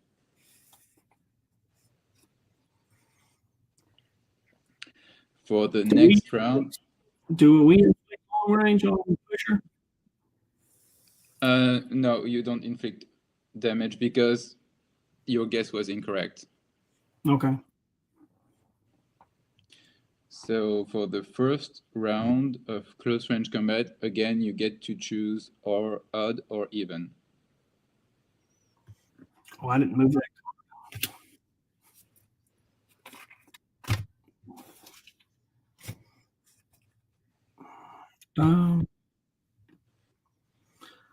Oh, let's go even again. All right. Even. All right, so your guess was correct this time? It was. So combat is normal. So your team deals 3 damage to the pusher. He still has 1 health remaining. And pusher deals 2 damage. He's going to deal 2 damage, well, to Detective Manners.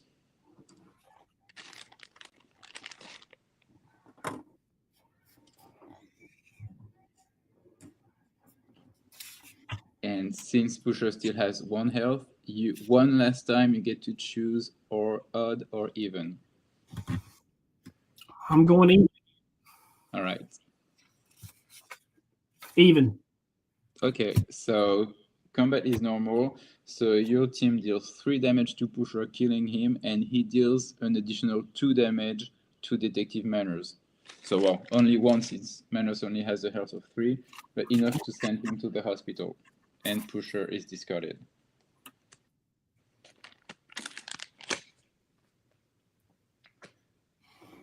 So only Langley and 𝐗-𝐅i𝐥e𝐬 remain.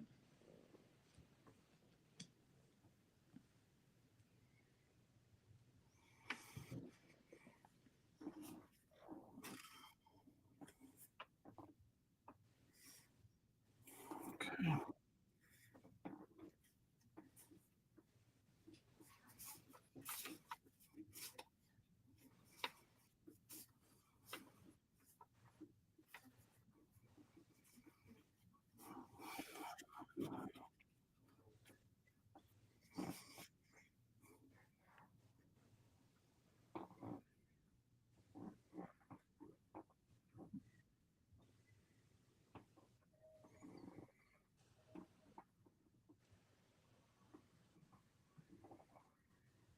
That's it.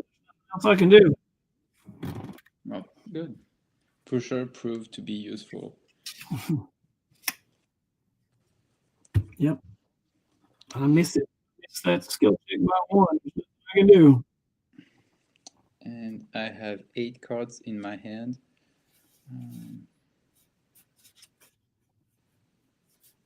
I am go ahead and pay for that Dr.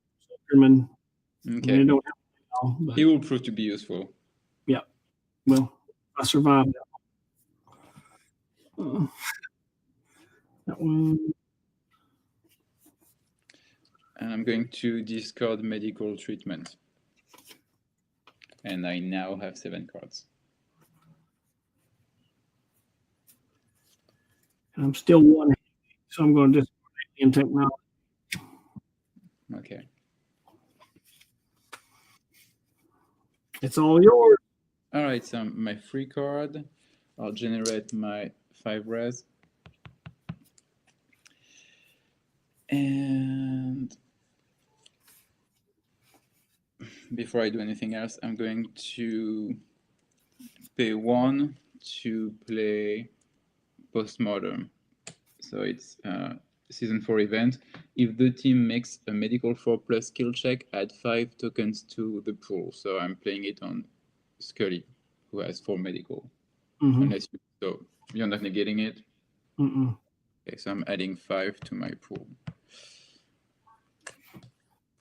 And I am going. oh, hold on. And I'll buy.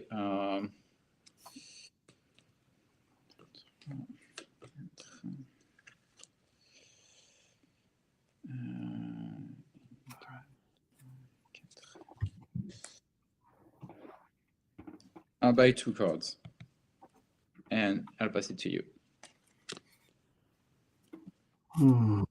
Let's sell a lot. Wall 33, 5 for 4, Glock 19 for 4,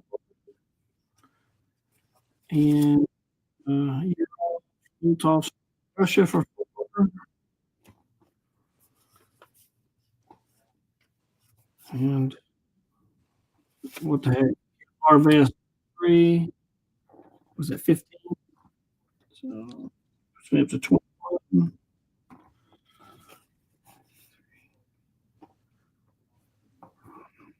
And I will buy 8. Hold on. 1, 2, 3, 4, 5, 6, 7, 8. Right, so you have like 13 conspiracy now, correct? That's correct. Okay.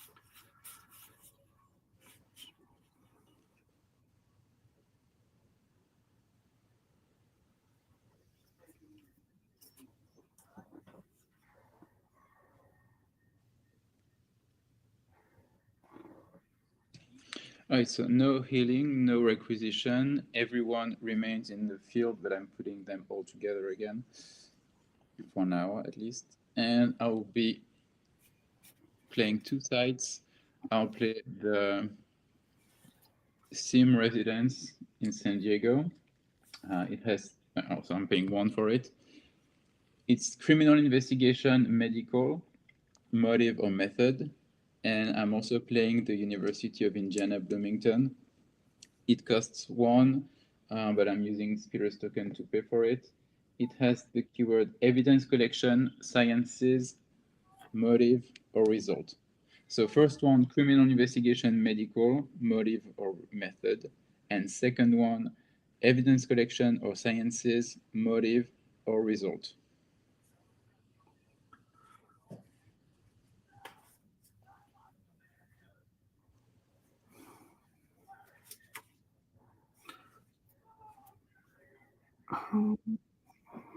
One bluff on the first one. So on the SIM residence, criminal investigation and medical.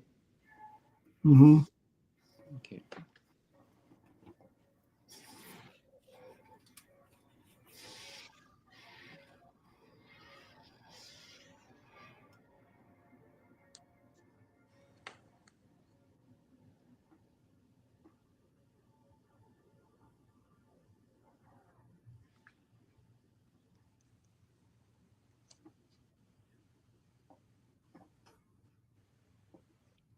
So I'm going to send.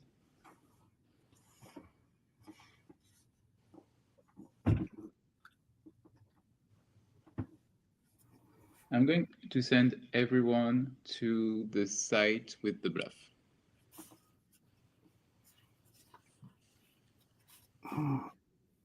Okay. I'll be using medical, and I currently have 10 medical. So let's see the bluff. Bluff is puzzles with play to 1-word investigation card. No, that's too bad. Yeah, I thought maybe you were trying to send me to that one specific site. Well, you are trying to bluff one site to get me to the second one. Well, you don't have any criminal investigation cards, though, do you? Well, actually, the Steam Residence does have the keyword criminal investigation. Oh, it does. Yeah. Yes. All right. Yeah, so it works. Yeah. Yay. Yeah. So that site is gone. And before we leave the investigation phase, I'm going to pay one to, for the first time, at least for me, to play the Lone Gunman and attach it to the University of Indiana. So for people who don't know the effect of this card, play the Lone Gunman on a site. While played on a site, the Lone Gunman are considered a keyword witness card. A site with the Lone Gunman played on it stays in the field until they are removed. During a briefing phase, pay 1 RP to place a token on the site. When a team investigates the site, each token adds 1 to the skill check. So it's going to stay there, and see what we can do with that site. Again, it's one of those cards that I've had in my deck for a few games because I never played it, but it never came up during the game. So I'm glad I finally get to play it. So I have 6 cards in the Let's see. Before we in this turn, I'm going to play 6 and put Foo Fighter in play. Okay.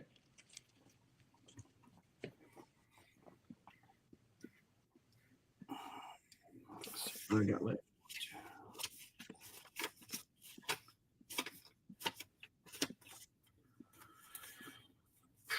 What am I going to?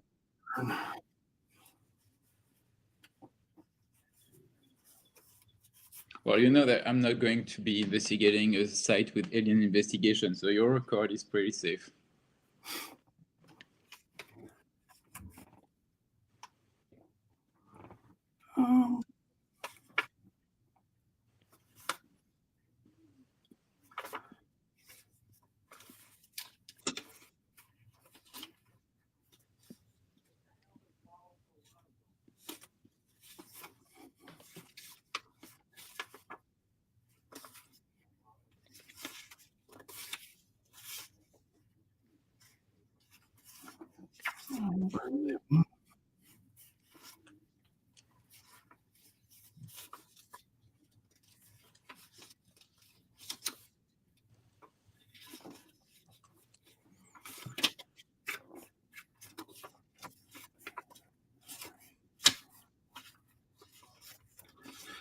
Yeah, I got to duck 2 sides.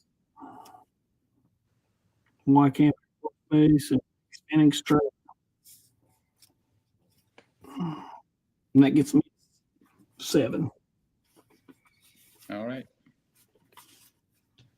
So your turn. Okay. Draw my freebie.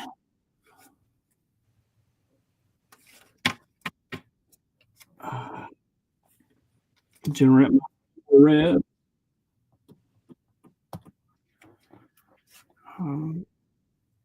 I will go ahead and pay 2 to play card evidence to generate 5. So 3.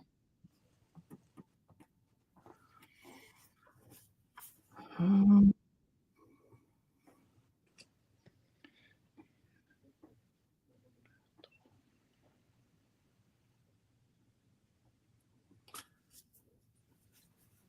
think from there,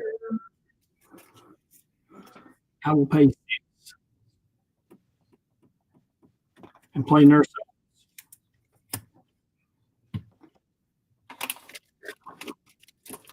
And put a token on everybody unless you negate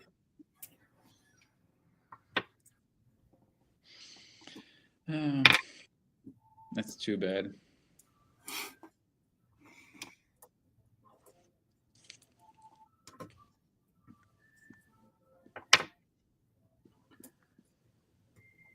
All right. And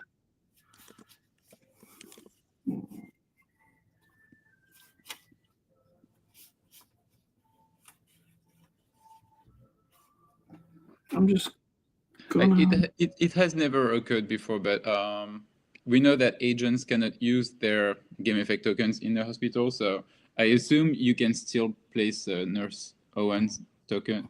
No, you can still use Nurse Owen's to put an extra token on them. I assume it can't be used, but I don't think you can put it in there. I'm not going to buy any cards. Okay, so I will sell the shotgun for 6 and Dr. Osborne for 3. Puts me at 9. That's 12.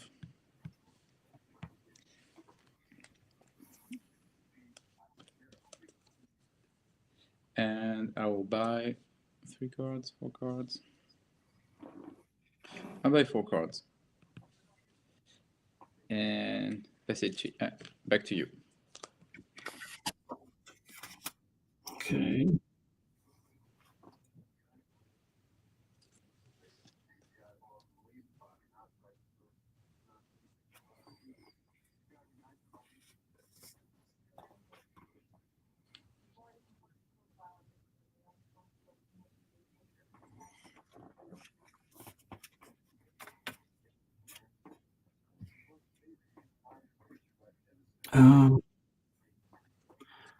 All right, on healing, Dr. Zuckerman, he has the ability to heal an additional point of damage. Yeah, so first they basically heal 1 each, and then you get Dr. Guillermo can remove 1 extra token either on 4 hit or on manners. Is that one agent or is that per agent? Or do we know? On the Dr. Guillermo, I think it's on only 1. Dr. Zuckerman, sorry. Yeah, it's only 1 additional point. Like I assume it's only on 1 agent.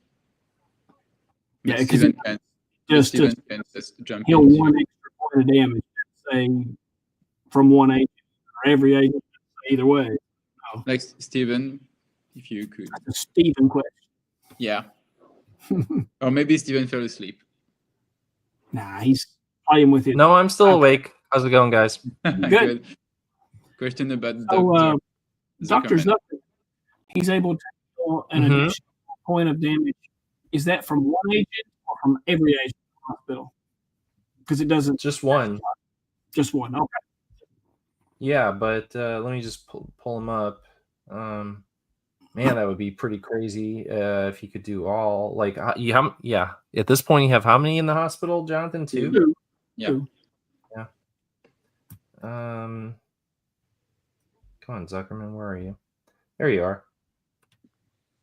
So let me see what we can do about this one.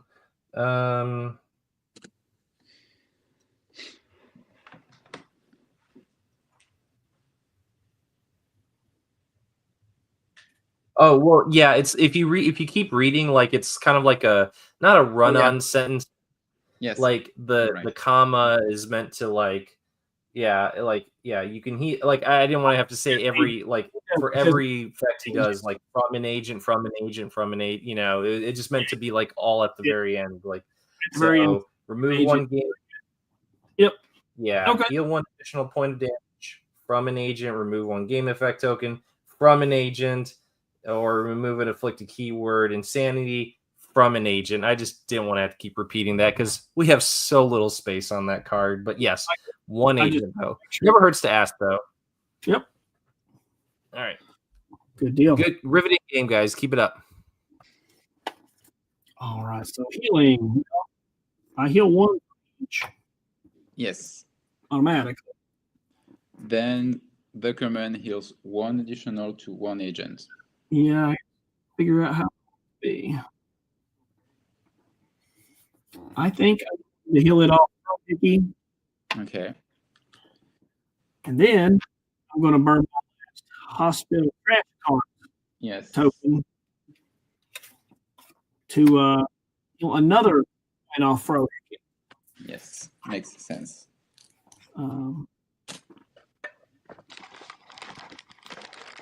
Right.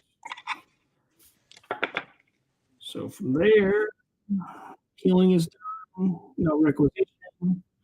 deployment, I'm going to pull Frohickey out of the hospital because now he's healthy enough. All right. And then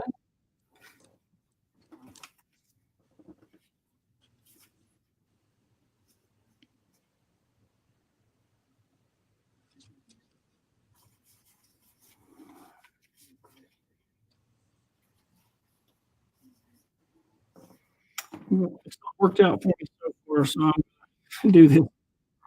I'm going to play Fairfax County, Virginia, Computer 5 kids.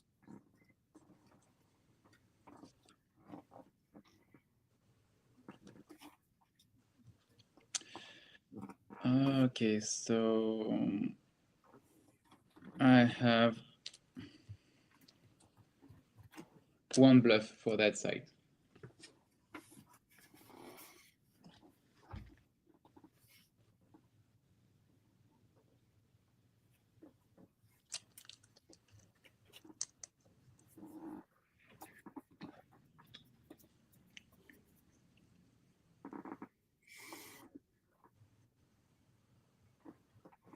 All three of the gunmen are going. Let's see it. All right, so everyone's going to the side? All three of them. Okay, so the bluff is Major General block. The cost of all keyword, government, and primordial adversaries played at this site is reduced by 1 for each adversary in your discard pile. It costs 2, but 1 since it was face down. So I'm paying 1 for it. That's not a good. Sounds like there's some adversaries coming.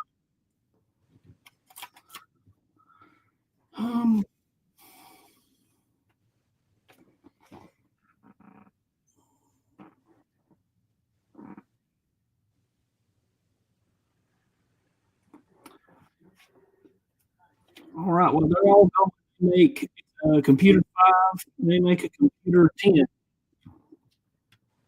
All right, so I'm free to, the bluff remains in effect? Actually, you know what? Let's burn it. Okay. What the heck? Let's burn it. Why take the risk at this point? Okay. All right. So now that Langley's token is out of the way, I'm going to pay 3 to play security checkpoint. Play to prevent all agents from contributing their skills to the site, except agent with the subterfuge skill value of 1+, which only Frohickey does have that subterfuge. Oh no, Langley does too. Oh, too bad. Oh, I forgot he had it. Well, so the two of them. They make sense. Still make the skill check. Okay. Well, you don't have to pay for it. I mean, you can just pay if you want.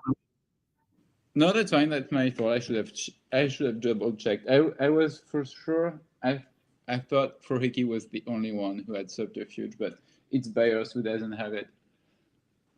Yeah. Okay. Well, that's the only thing I could play. At least I got rid of the. I felt so clever managing to get you to get rid of that. Well, you still got rid of it anyway. Yes. You know what? Major block. You know, it was a kind of a true bluff because I did not have any adversaries in my hand.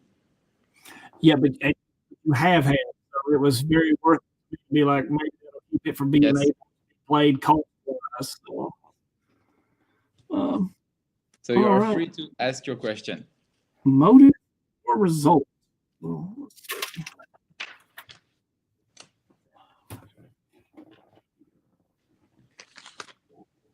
see what we got.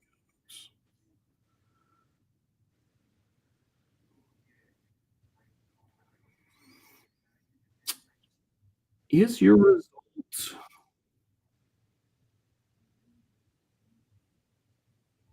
manipulation? My result is not manipulation. And you can ask another question because you have already. Sorry. Sorry. I looked at what I wrote down. Like in a tournament, I'd say, well, no, it's still not, and that's it. But yeah, for this friendly game, yeah, sure. All right. Well, let's go with death. Is it death? Yes, my result is death. Oh, it is death. Yes. Awesome. That's 2 right questions. One for me, one for you.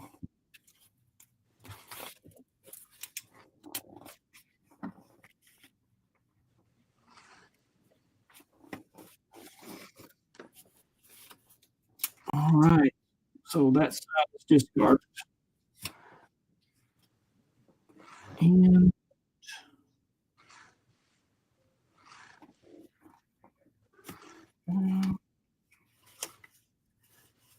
I only have 5 cards. So I'm good.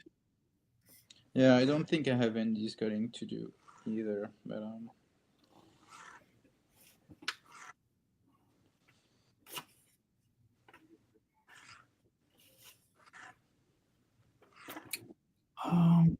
So I pass it to you.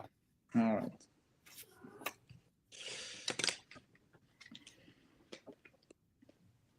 Yeah. So I'm drawing my free card. I'm generating my. I'm paying 3 to play blight. No. It Unless was you're bound. It was bound to happen. So they generate no agents in the field generate no rest, correct? Correct. Okay. Unless you're negating. No, I'm not negating it. Okay. All right. I paid 3. So thankfully, my free card was Aura Photography. I'm paying 1 for it. If the team makes a sciences 4 plus skill check, add 5 tokens to the pool. So you get it anyway. Yeah. What is that event? It's a Aura Photography from season 4. Okay. So I paid the 1 and I'm adding 5 to my pool. All right. Well, that worked out. Yes, I was hoping to have 5 more resources, but it's still good. And I'll buy. I'm using the red letter for my next card. Yeah.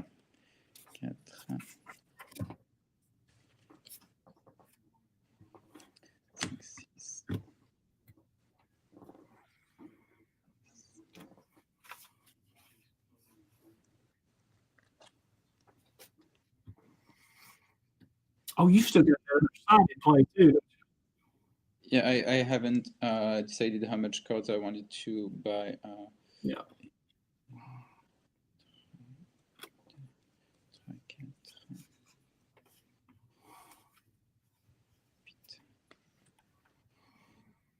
So I'll buy 1 card, I think. Yeah.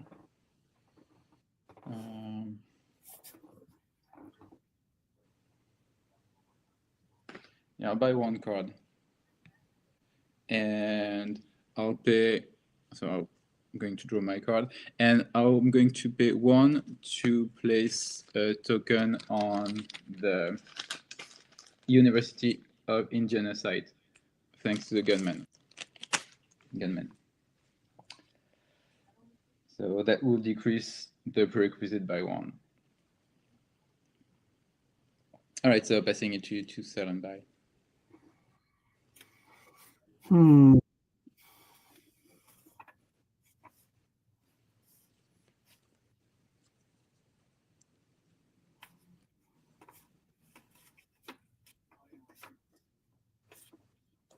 I'm going to sell 2 sides for 2.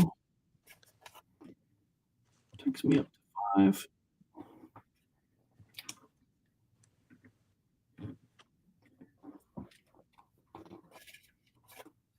Then I'm going to buy.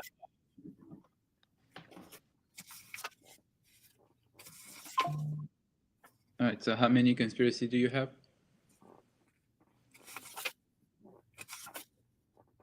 I have 0. Okay. But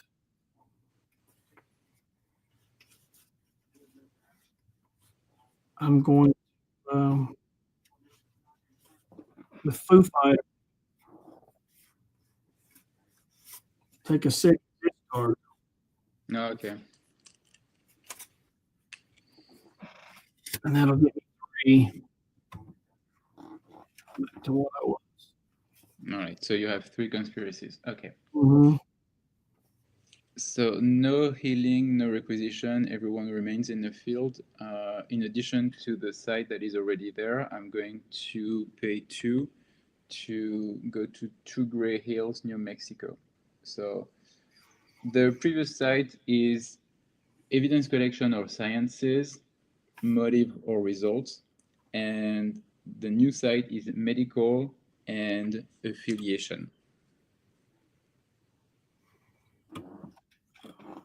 I'm going to pay 1, play, resist, or serve. And place this card next to your X-File. Add 5 conspiracies every time you, as a directed player, play 1 keyword government card and 1 keyword alien card at the same time.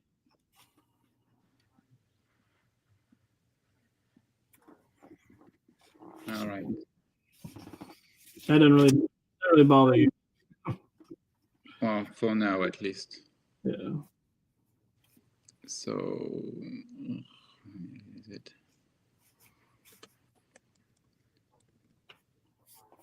And that's it right now. So you have 2 conspiracies at the moment, 2 conspiracy points now, right? Yes. Okay. All right. So I will send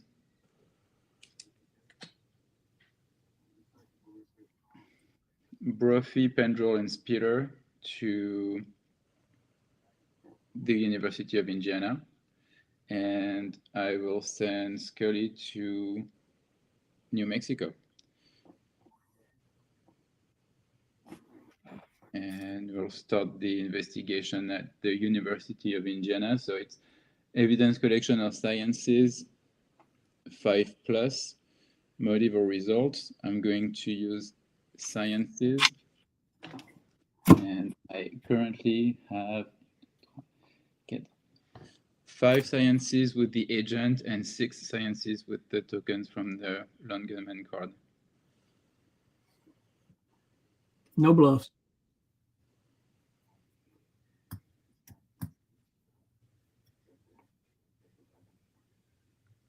Well, when we are in so are there any other cards that you'd like to play? No. Okay. So yeah, no bluffs or anything. The motive or result. Motive or result.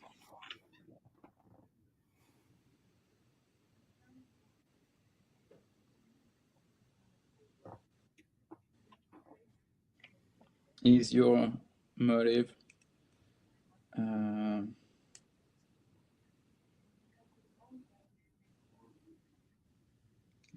result.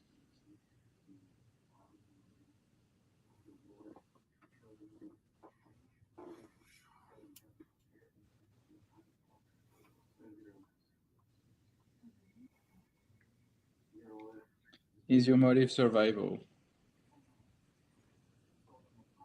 My motive is not survival. It's not survival? No.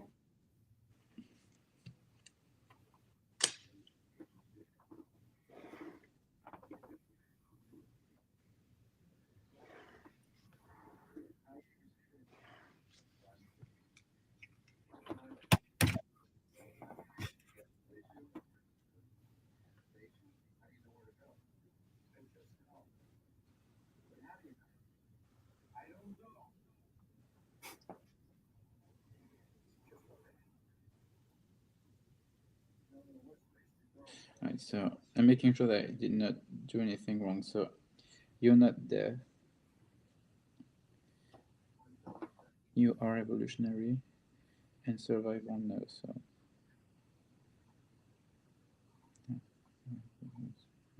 So no on survival and no on death. No. That's correct. No. So are you empathic transference? I am. You know, I never would have picked that one. Like, I don't know. I thought for sure maybe Eddie Van Blunt or I don't know. That's why I kind of thought. All right, well, Very nice. yeah, so that was I took a guess because I had 4 remaining possibilities and survival was 3 of them, so that was the only one. Otherwise, yes, my goal was to have Skull investigate the site, and then I wanted to play my second All Lie Leads to the Truth, but that worked out well. And congrats on the win. And there you have it. That is Jonathan's selected X-File for this matchup, Empathic Transference. And I want to give a kudos to Guillaume for designing that very lovely card, for which we see a blend of 2 colors being applied to it, the colors of which are representative of the colors on the unreleased Scully expansion, which represents season 3 of the X-Files, and also 1013 also. Yeah, 1013 as well. Yes, which is also season 3. Yeah, so collectively 1013 expansion and unreleased Scully expansion together are pulling images and ideas all from season 3. And the other image and the other color on there you see, which is kind of like a rust blood color. It's going to be the color that's applied to the cards in the reprint edition, the second edition of the season 4 expansion, which is, yeah, obviously, as I said, season 4. So that's hence the idea for the beautiful color scheme that's applied to this particular card. And so again, Guillaume, that was you that did the lovely design on that, and so you deserve all the props. And I think it was your idea to combine a blend of the 2 colors, you know, as we were working on that checklist expansion. So, Jonathan, how many X-Files? Oh, go ahead. Yeah. I'm sorry. I was like, yeah, go ahead, we were trying to figure out which color we could use, because, like, there are so many colors that you can use, and given it's the X-Files, you cannot use anything too bright, or, you know, it has to remain within the colors of the show. And I think at some point I was like, maybe try to do a blend of the 2, and thankfully it worked out okay. It worked out beautifully. Wouldn't you agree, Jonathan? I do. I liked it. It looks very nice. Absolutely. It is glorious. And while we're at, go ahead, Jonathan. It looks enough like the original that it doesn't, you know, seem different. But when you pay attention to it, you see the difference, and that's the perfect connection.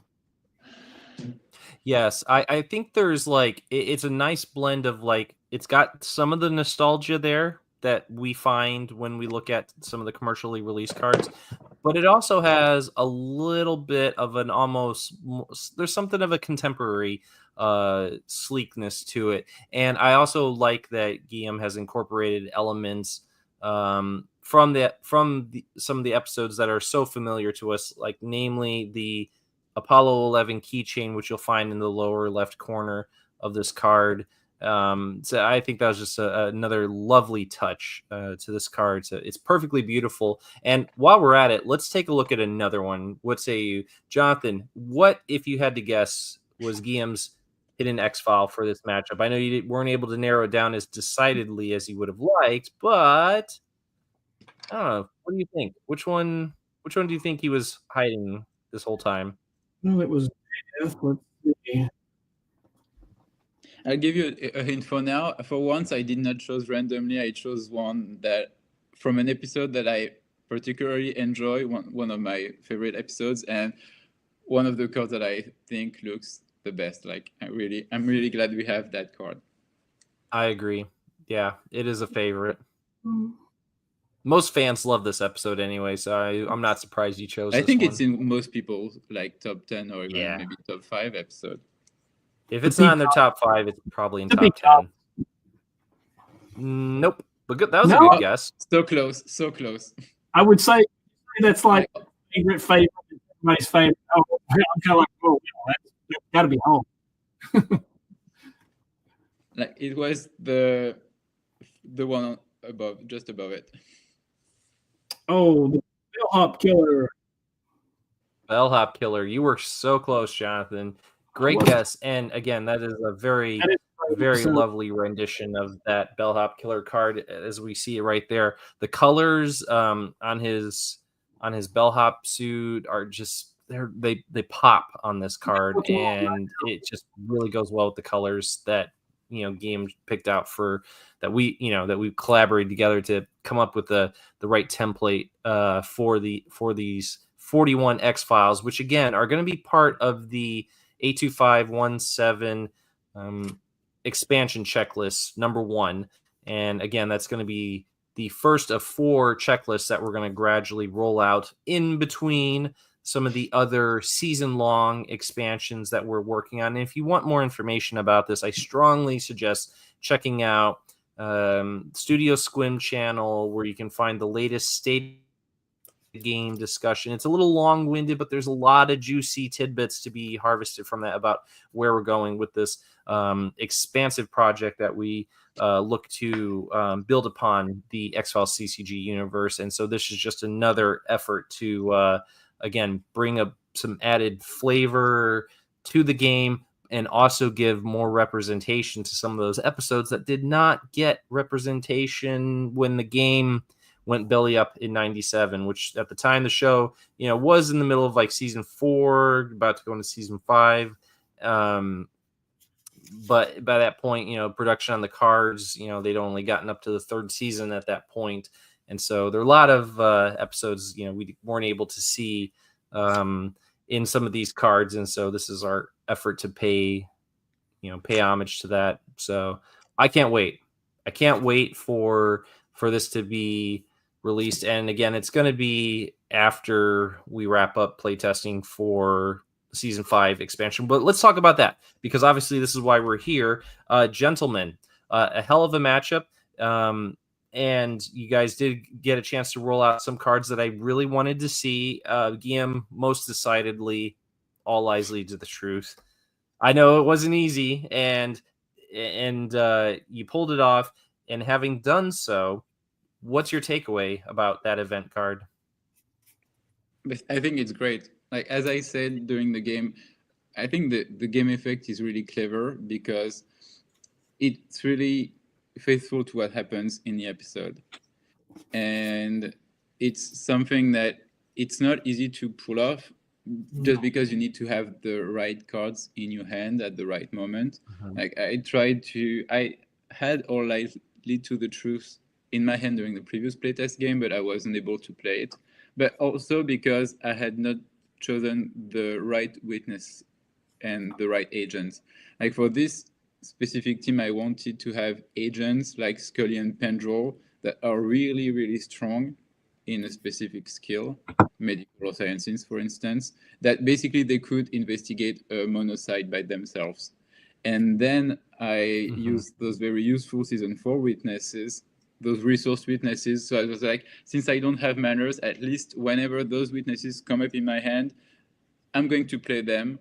That way they will be in place for when I eventually, hopefully, draw All Lies Leads to the Truth. And this time it all worked out.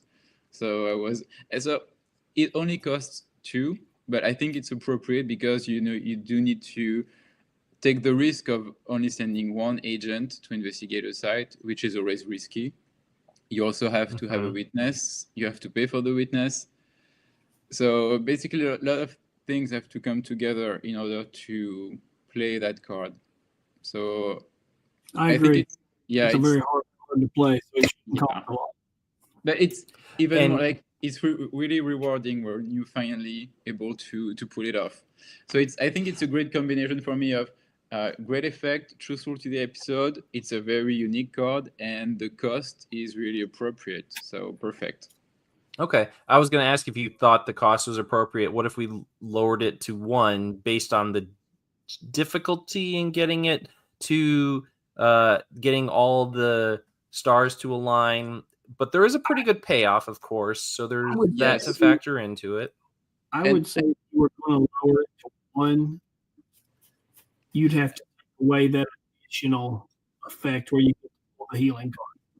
If you made it that cheap.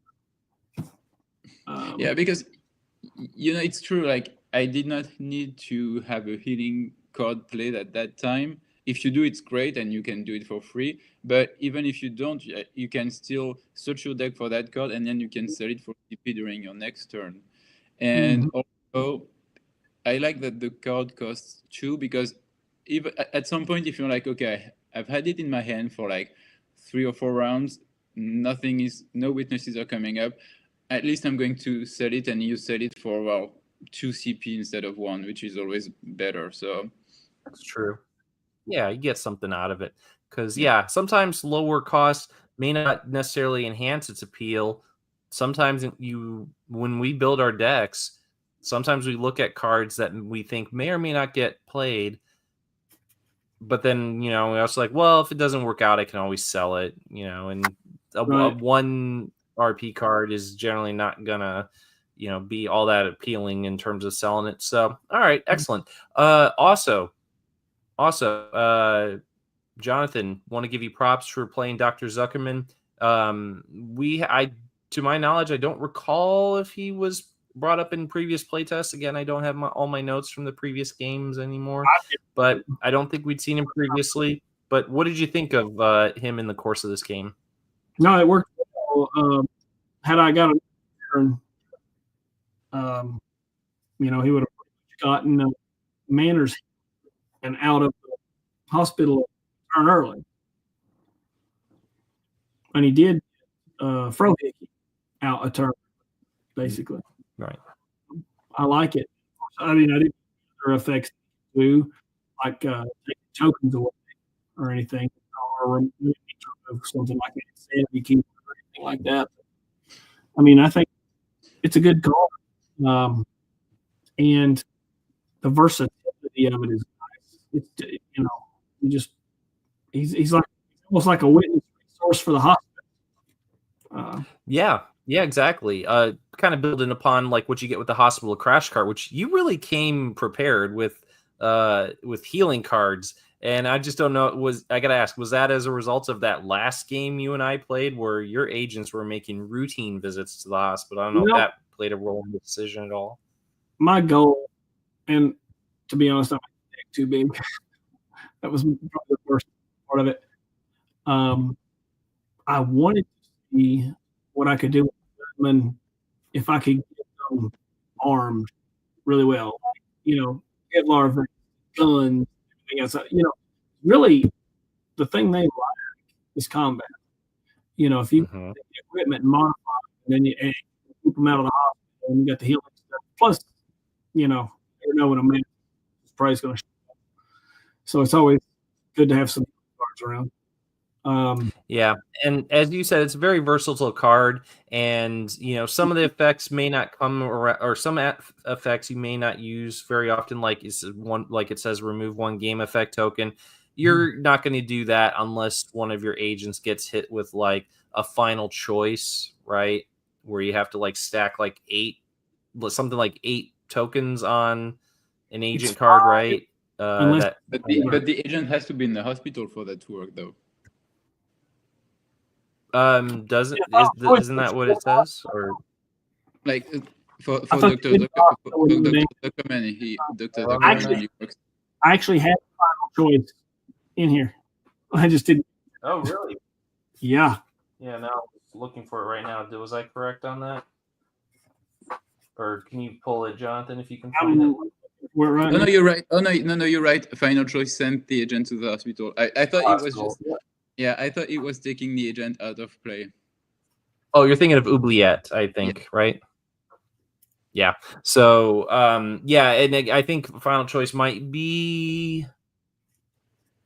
maybe the only instance in which, sinus sinus cavity isn't a token. We put tokens on there when we have a sinus cavity, but just as a reminder. But nevertheless, Zuckerman would potentially be able to remove that too, because he has a keyword healing on him. So he's good for that. He can do a lot of things. He cured cancer. He cured Scully's cancer. I would think You that don't if an, exactly know how that happened. if an agent had the sinus cavity implant card attached to them, could you send them to the hospital during deployment, and then during your next healing phase, like say, okay, the command is a healing card, and use him to, I think that would work. Yeah, you'd kind of lose. You'd have to like go through that whole turn in order to get that done, but it could be done. Yeah, for sure. That's again, like because he's a healing card, so you can do if you're well, wait. So he said he does. Let's remind. So he can heal a point of damage, or remove an afflicted keyword cancer card, or one game effect token. I mean, taking it at face value, like you. I mean, if you could argue like no, but if I had an opponent who was ready to send an agent to the hospital for one turn just to get rid of sinus cavity implant, I'd say, you know what, it works. Do it, I wouldn't argue too much. It's like you went through the whole trouble of getting your agent there. Why not? And really, like if the agent had like a damage token on it, or it had an afflicted keyword or something on them already, which if you're playing season 4 or 5 expansions, there's a lot of afflicting keywords out there that may come into play. So there's a good chance you might be needing to get that healed. We didn't actually see too many of those Jonathan, I know you're like, oh, these keywords, good Lord, earlier, but some of the keywords are like, can have some really interesting detrimental effects. Like in season 4, we saw cancer and we saw insanity. We saw we get a little bit of insanity in season 5 as well, but we're also getting that keyword trader card. Or there's a few cards that have the keyword trader. In fact, actually, we're adding another keyword trader card into season 4, little retroactively. But yes, we're adding one in there too to give that keyword a little more coverage. But I think one of my favorite aspects of the game is playing around with those keywords in order to make magic happen. One of the cards that I was really looking forward to playing was one of the new season 4 cards, like Soulbound Eternal. It was also my way of getting around the no manners on my team to, really want to have witnesses and play available for the one lie leads to the truth. But we can try that next time. Another game, definitely. Yeah, I think that's one where I think we only maybe have to consider the cost of the card. The effect is modeled after the Men in Black ultra rare from 1013, and I mean, so if it works there, logically it should work here. But still, not seeing it in gameplay certainly wouldn't hurt. And then we can certainly hem and haw over the cost if we absolutely have to. I feel good about it where it is, but a playtest or two while we're continuing to work on playtesting season 5 couldn't hurt. So more cards, more perspective cards being playtested, the better. So let's see. Jonathan, kudos on the red letter. I think we've seen that once or twice in the previous games, but again, the more you roll it out, the more sure-footed we become about these cards. And Gas Mask, Guillaume, I don't recall if it played a role in the game at all. I was occasionally looking away as I was considering my deck for my game tomorrow, but at least you went through the trouble of equipping it to Brophy. Did it? Am I forgetting? Did it actually play a role in the game? I mean, it was kind of a safety for me. Like my team was already strong in medical, but Lieutenant Brophy did not have any medical, so at least he had 2. So I was like, even like if Scully or Spender or if Scully or Pendrell is sent to the hospital, at least I have those 2 extra medical skills. But no, it didn't. And about the poisonous blood, no, that did not come into effect. This is season 5, and there are many abduction cards. One of the cards that I had in my hand for the whole game, because I drew it during my first turn, was Scully abducted. And I was really hoping to finally be able to play it. But That's a great point. Yeah, season 5 expansion is definitely hitting on the abduction card or I'm sorry, the abduction keyword effect that we saw just a little bit in Premiere with the Alien Harvester, which none of us ever use on a streaming game, and the abduction card. The oubliette card has it, and then you got some abduction adversaries in the Scully set as well. But bringing more, building upon that with the addition of the keyword abductee as well. And so that certainly is gonna. That was an attempt to bring a little bit more desire to like the Lucy Kasdan agent card, which we rarely see in gameplay, largely because although she's got a great set of skills, her effect is just not that desirable in a classic game because you're generally not working. You're not seeing those couple of abduction cards come up very often. The chances of it even being an issue are only if you wind up playing in an alien investigation themed deck. So only in that event, because you have to worry about the activators at that point in time. But beyond that, her effect has been very much unused throughout classic games. And so this is going to make her maybe seem a little bit more desirable as you have more agents potentially getting put in the deck, 10 cards down, and you're going to have to take a couple turns to retrieve them. And Kasdan can help speed up that process a little bit. So, Jonathan, I posed a question in Discord. I don't know if you saw it or had time to consider it, but looking through some of these cards that you've play tested over these past several playtests, are there any of them that you think, had this been released commercially, you would have assigned ultra rare status to them?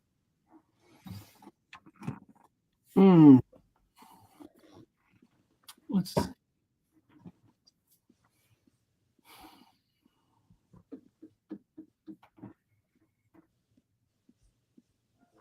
That's a good question.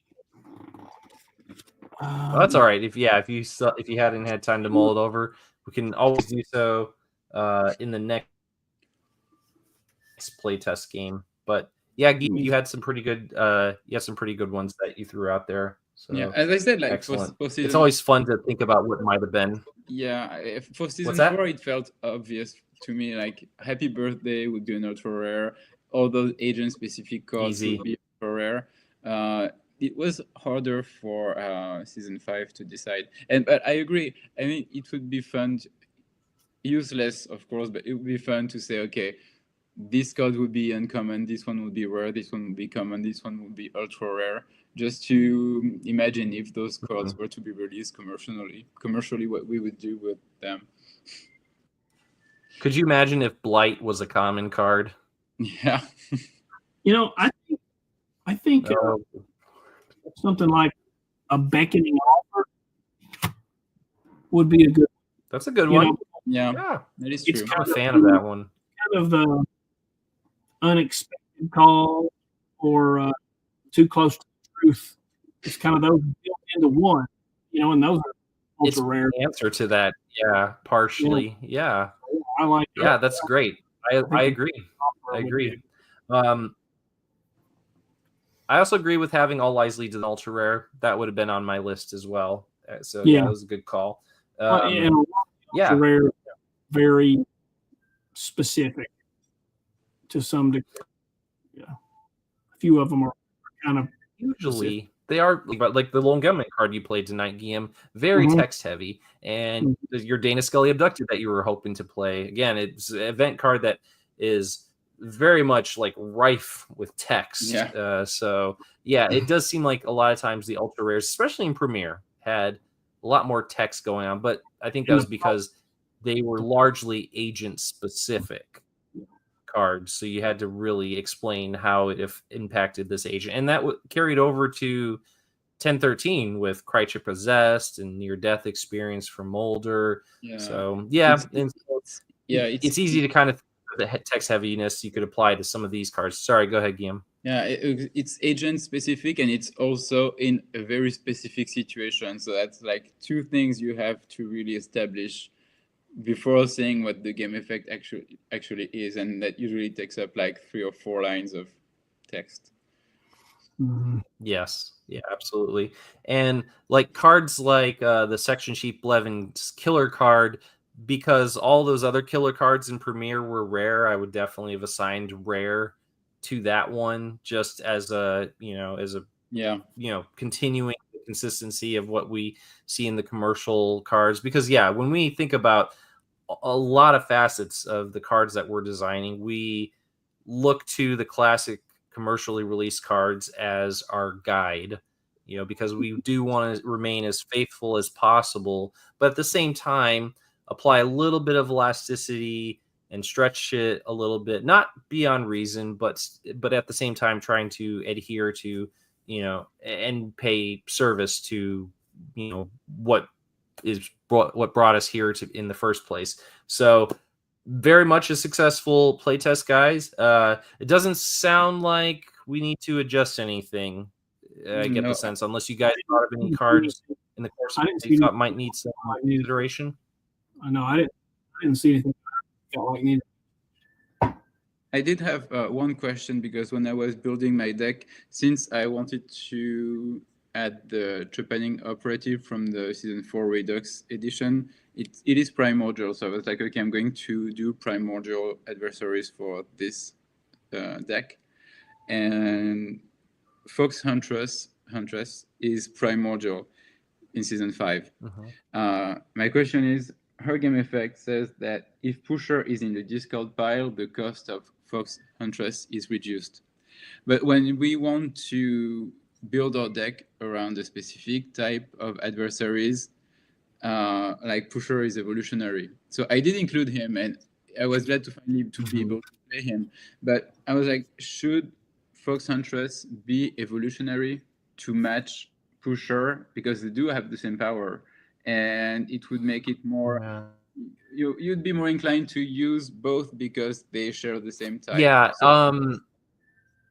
I think that it had occurred to me to maybe do that when we were making the checklist expansion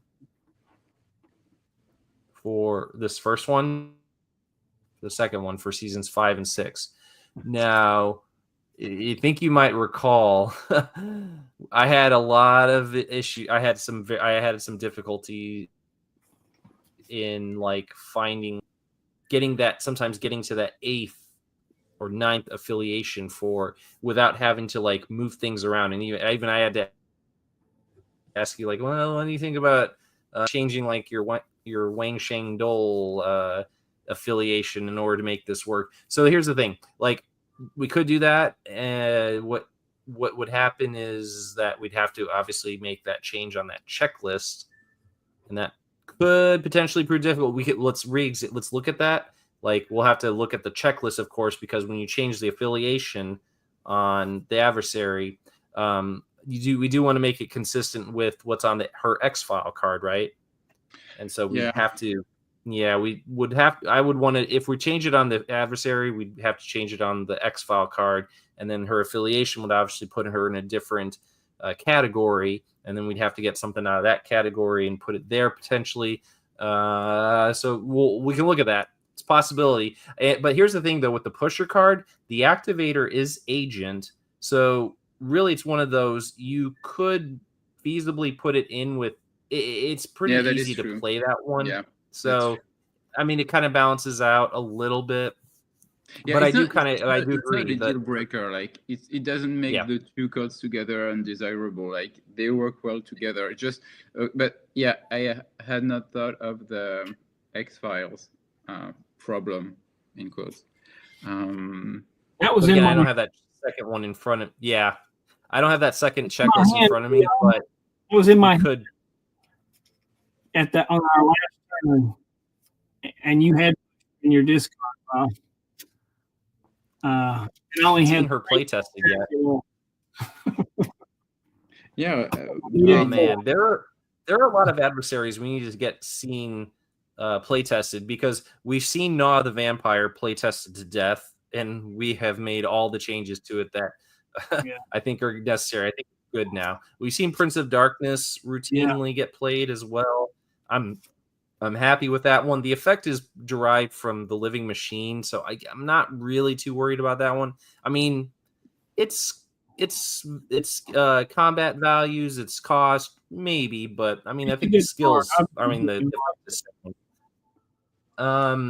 beyond that, though, I don't think we haven't seen too many of the other adversaries in season 5 come up in playtest, not as regularly as those two. You know, Steven, I pulled my Linda Bowman X-Files card, and it is evolutionary. Oh, is it actually still titled Linda Bowman? It's Linda Bowman Sibling Pusher, but the affiliation is evolutionary on the X-File. Oh, it is? Then why is mine primordial? Oh, okay. So maybe I did think of it then. Oh, you know what, Guillaume? Guess what? I think. Let me just pull it up here because you are about to go through that checklist, aren't you? Yep. Right. It's on there. I circled it. So okay. It is. Yeah, you're changing it. Yeah. So yeah, if you check out the spreadsheet, yeah, I did. It did occur to me. Sorry, all I had to do was pull up the card, and I'd be like, oh yeah, that did occur to me. So yeah, it was a thought when we were when we were first making these checklists, because that's when I did look at it. And I now remember I was like, well, if Pusher is evolutionary, so should Sis, and that's at that point when I made that note. Well, then everything works out. So problem solved. Yes, it all worked out, yeah. And I like it. I like that the thought occurred to you as well. So awesome. So bravo. Yeah, as you can see, there's like 3 things you got to change on this card, and I'll have to refer to my other notes because I'm like, why did I circle the image? I think it was just because it was too dark. That's probably what it was. But I think you nailed it because I reviewed. Well, no, I haven't seen yours because this is season 5. You're about to get to work on season 5. Yes. Yeah. So I can't wait to see what you do with those. Excellent. Yeah. So not too many more playtests. I think I do want to. I know I keep saying that, guys. I know I keep saying that, but I want to give some of the other playtesters at least one chance, maybe 2, but at least one to get one of their own playtests in. And I'm looking at you, John Wood. If you're watching, you and I have been talking a lot lately about the season 5 expansions, and you got the cards, you got to cut out. I think as of our last conversation, you pretty much almost had a deck ready to go. So I'm just waiting for you to tell me that you've talked to Dave Meyer and you're ready to get a game going. Because I would love to see Dave Meyer do another playtest. He loves to break things. That's his whole shtick in this team. So John Wood, let's get that playtest in. So ideally, you and Dave can do a matchup on that one because I know you guys have been eager to do a rematch. So it'd be great to have you. Be great to have some extra set of eyes, some fresh eyes looking at these cards and providing some insight into what we could potentially do. Because again, I feel like the more people who are looking at them and providing feedback, we're going to be making them even better. Right, Guillaume? Yeah, and I think we also each have our own way of building a deck, our own way of playing the game. So we all have our own strategies, and it's good to have different people try out the game. That way we can say, because I'm like, maybe, okay, this card works for the way that I like playing the game, but maybe someone will say, but the way I see it, maybe we could change or tweak this effect. And you're like, yeah. And one last card that I wanted to mention that I did not get a chance to play was the Emily Sim card, because I did have those resource witnesses in play. I did have Scully in my hand, so yeah, I was just waiting for her to come up. That's too bad. Yeah, she would not have helped. Yeah, we do have to change to her text, which she adds to investigation and behavior also, but she does add 1 health to Scully, which is always good. Yeah. Yep. I think the change we're making is that if the witness is, you'll see it in the spreadsheet. It's something about the portion that says the witness is negated or removed from play. It's that part that's getting changed. Right. And for life of me, I can't recall who suggested it. I think it was in Discord, but whoever did. So if you know who you are. So thank you. Again, if I had some of my notes in hand, I probably would have. I probably would be able to look that up. So yeah, let's keep doing it. What's that? Just lose them again. The notes. Lose your notes.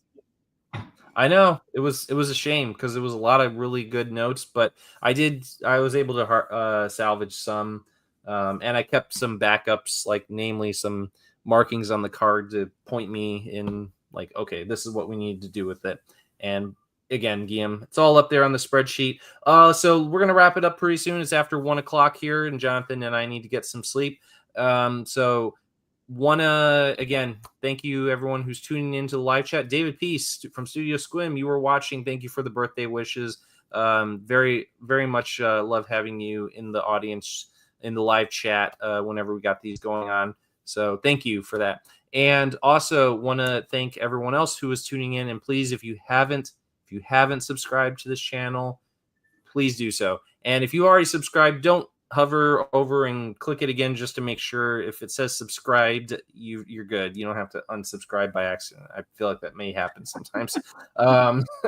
So anyway, one other thing.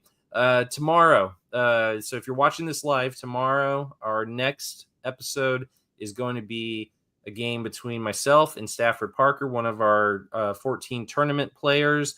And he and I are going to be throwing down at 2 p.m. Central Standard Time. That's noon Pacific Standard Time, 3 o'clock Eastern. And Guillaume, it's probably not too late for you, so you might be able to tune in for that one if it doesn't go for too long. Check it out. Time is it? It's 2 p.m. here. So you do the time clock. That's usually up at that hour. I won't be available though. I do try to have a life outside of the game. Sometimes I manage to do that, and I'm going out now. I'm doing something tonight, so. Gotcha. But and you're going to be working on season 5 cards anyway this weekend, so when time allows. But watch the replay because I mean it's going to be on the channel, So anyway, watch the replay. So again, tomorrow I'm going to be throwing down with Stafford Parker in a game of X-Files CCG, and we're going to be using cards from the unreleased Scully expansion. I think we saw a small handful of them in this game, but Stafford and I are going to have some more dedicated decks for the unreleased Scully expansion, which if anyone's interested, you can reach out to Dax Golding, who's in the X-Files CCG Facebook group, as well as our Discord. The link to that is in the description below. You can reach out to him and get your hands on that unreleased expansion, as well as if you're interested in getting any of the other expansions that he has generously created and made available at cost. So I think that's all the stuff I wanted to cover. Gentlemen, parting words before we call it a night. I like this expansion going. I like the cards. The game plays good, and they work well. Yeah, and it was a fun game as always with Jonathan. I really enjoy playing with you, and I'm glad that I finally got to play some of the cards that I've been dying to play for a long time. So I think after so many games, you take your joy from finally being able to pull off some cool combos or to finally be able to play some rarely used cards. So that was great. That's awesome. One of the best parts, especially as seasoned players, when we're able to pull off some of those combos that are not as easy to do, but that's kind of the joy in it. And I've got some interesting ideas as I was watching your game and thinking about what my deck was going to be tomorrow. Came up with some stuff, and hopefully it goes off without a hitch. I'm trying not to make this deck too large because the larger you make your deck, the less likely that some of those effects you're hoping for are not going to pay off like you hope. So I'm going to try to keep that deck as slim as possible. It's harder to do when you're throwing an extra expansion in with the commercial cards. It's very hard to do because there's all these new cards that you're just eager to try out. So it's keeping it at a reasonable number Yeah, that is a feat of strength in and of itself. But anyway, tune in for that episode tomorrow, or watch the replay if you're not able to see it. It should be a good one. And yeah, until then, we'll see you next time on the next episode of Alien Investigations. Good night, everyone. Good night. See ya.